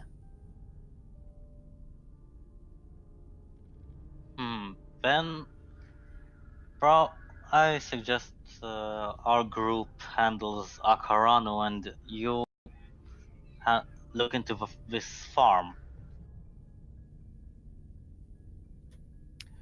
Yeah, might be nice to stretch my legs outside of the wall. This whole place is pretty dour, isn't it? Yeah, you don't have to say that twice. You'll have fun. At this, Joachim and the other two come down from. They descend the steps, and I'll say that Joachim, you can speak for them, as the other two members of the party seem to have pieced out. We need for sleep. Yes. Have any of you seen a black and white cat down here? What for? Well, so that we can treat his dangerous fungal infection. Hune here, Joachim gives Hune a look, seems to have given Notrix the idea that we were going to cut him open. I told him we couldn't possibly do that when I don't have the necessary surgical implements on hand, but, well, it spooked him all the same. Well, Trow did say he wanted to use rusty knives and forks as implements. And fire. Probably lots of fire. Yes, but fire affects the balance of the 4 humors in unpredictable and dangerous ways, resulting in at least 3 deaths. Actually, do you know what? We're wasting time. Have you seen him? Yes, he's up there. And Alistair points up to where the cat is standing on the rafters at this point. He's very agile, though. Joachim looks up. Here, kitty. I just stick my tongue out at him. Maybe Which I think cats can do. Here, let me give him a shot at this. What's his name? Notrix? Notrix, right. He looks up towards the cat, enunciating his voice to make sure the cat can hear him. Listen, I don't know what they said up there that they would do to you, but anything that could possibly harm you is probably not on the menu today. Aside from that, the monk probably doesn't even know what he's doing, so we're not going to let him do anything even near any medicine for you. So you can come down. That seems like a bad idea overall. What does? Letting the monk do any surgical work. Yeah, how's your leg, by the way?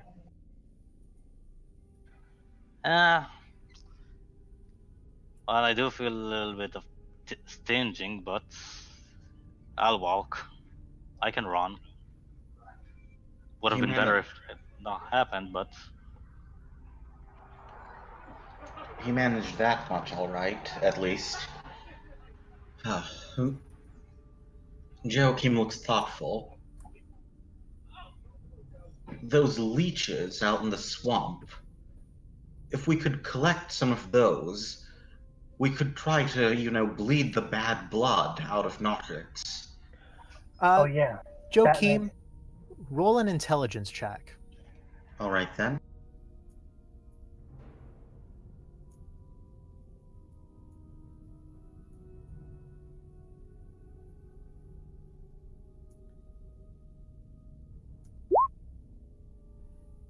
It occurs to you that none of you ever actually attempted to cast any sort of healing magics on Notrix.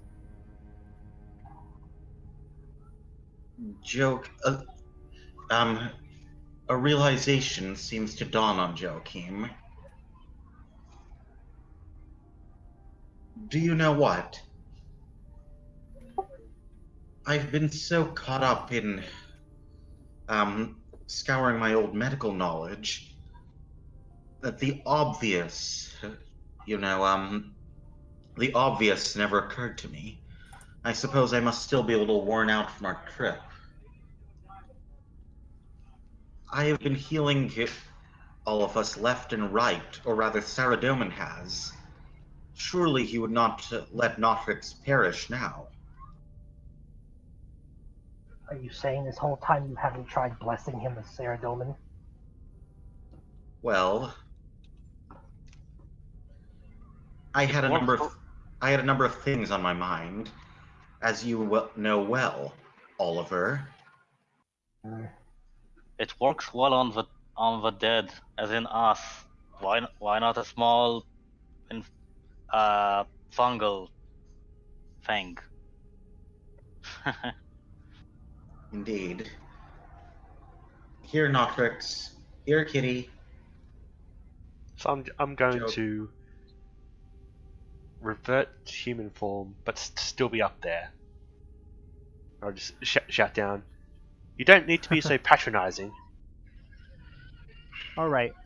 As you revert to human form, you feel the weight of your body almost as if you're being dredged up from the ocean in sodden clothes. Oh, You no. feel unnaturally heavy, and it's horrible to revert from this life cat-like form to your currently sickly human body. And I want you to roll a dexterity check with disadvantage. Also, the rafters were probably rotten over here, so... Yeah, I was just thinking that. Can I? So you just barely manage to keep your grip on the rafter. However, you're not so much crouched up there as you are your whole body sort of slumped over one of these large beams. Okay. You should probably get down before you fall and hurt yourself even more. Yep, that's a good idea. And we have to have someone to catch him, so I'll try and catch him if he falls. So I'm going to attempt to lower myself down.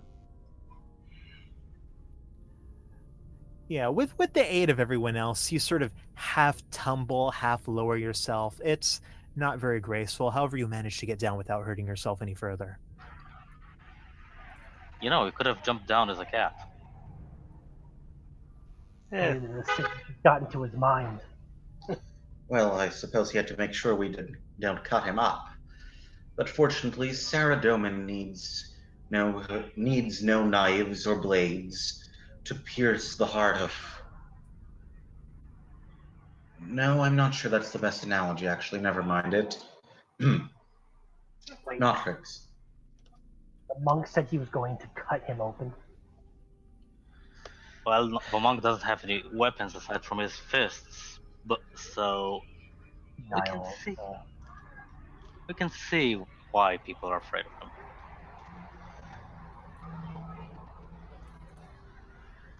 Well, at any rate, Notrix, Joachim says to him kindly, how are you feeling? Well, how am I feeling, DM? You're feeling pretty bad. Oh, great. I'm not feeling great. I see. I know Saradomin isn't your god, so I hope you have no objections if I pray over you a little. Well, whatever works, I guess. Joachim nods and reaches for his... I probably don't have any oil or anything, do I, to anoint him or whatever? No. Okay. All you had was holy water, and that you smashed at the feet of a random juvenate. Yes. Okay.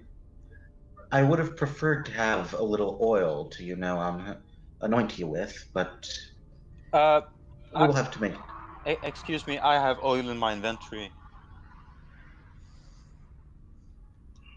Oh. All right.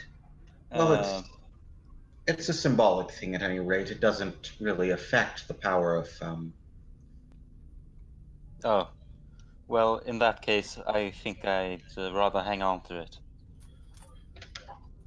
Joachim nods. And he opens his prayer book, and he places a hand on your shoulder, and he begins to offer prayers to Saratomen for your health and well-being, and various other things. He has a very good bedside manner. You can tell, he might have made a decent doctor if he'd actually gone down that road ultimately. And now let me check my spell list. And as he's checking Asper, you can hear her give a loud, exasperated sigh. So, all right. If you guys are going to keep playing Doctor all day, that's cool, but we need to make a plan here. You want us to go out to the farm? Yes, I that is suppose what I we might as suggested, well. but All right. Paranol and I, we're going to spend as much of the day as we can going to the farm, talking to what's her name, investigating, see if we see any sign of whatever this transaction was. You guys talk to the sad sap, chase up as many of these leads as you can, okay? Sounds good to me. sure. Right, we'll reconvene here in the evening and see if we're any step closer to getting this jerk out of prison. See if you can find that anonymous tattletale who dobbed Haranu in. And see what's really going on here. There's By the something. way, did anybody test any spells within the prison? I don't think it's ever been tried that I've heard of. Well, if worse comes to it, I have a small idea about what we can do if they're not playing fair. As this conversation is happening, Joachim reaches out his hand, lightly touching Notrix, who reluctantly submits to it. And Notrix, after just a moment, you feel your body lighten somewhat, no longer with quite the same sluggishness, quite the same nausea, quite the same ache. You still definitely feel far less than perfect. You feel still exhausted by just the toll that it's taken on your body. However, it feels as if the disease itself has left you. Well, that feels better. Thank you. Can't believe the easiest solution was the easiest tool. Well, we have a Asper habit and of finding Paranel begin. complicated solutions to things. Oh, you don't have to remind us twice. Solution is really a loose word there. It's fortunate that we feel the grace of the gods in our lives, but I need not tell you that, my good druid. No, of course not. I know that well. At this point, you see that Asper and Paranel have gathered up their things, and Asper kind of leans into your group. We're heading out to the farm now. We hope you can handle the rest of the leads that are on here. I'm not sure if we'll find anything about the mysterious informant out there, but we'll do the best we can. Yes, I had a look at the notebook myself. From what I recall, there was a stranger dressed in brown. I can't imagine what a human would be doing out there, so it may support our theory that Haranu was placed under some sort of glamour or mental manipulation. Well, it does seem that whoever this was, it was the Vaya in question, or at the very least, they gave him something vampiric. Indeed. Oh, Be safe outside these walls. well, thank you. And good luck to you, priest, and the rest of you. That she gives a sort of half nod, and the two of them are gone. Your party, you look at each other, Notrix, you still not feeling well, but feeling cured. Prepare for taking on once more, attempting to free Haranu. With that, we'll end the session for today.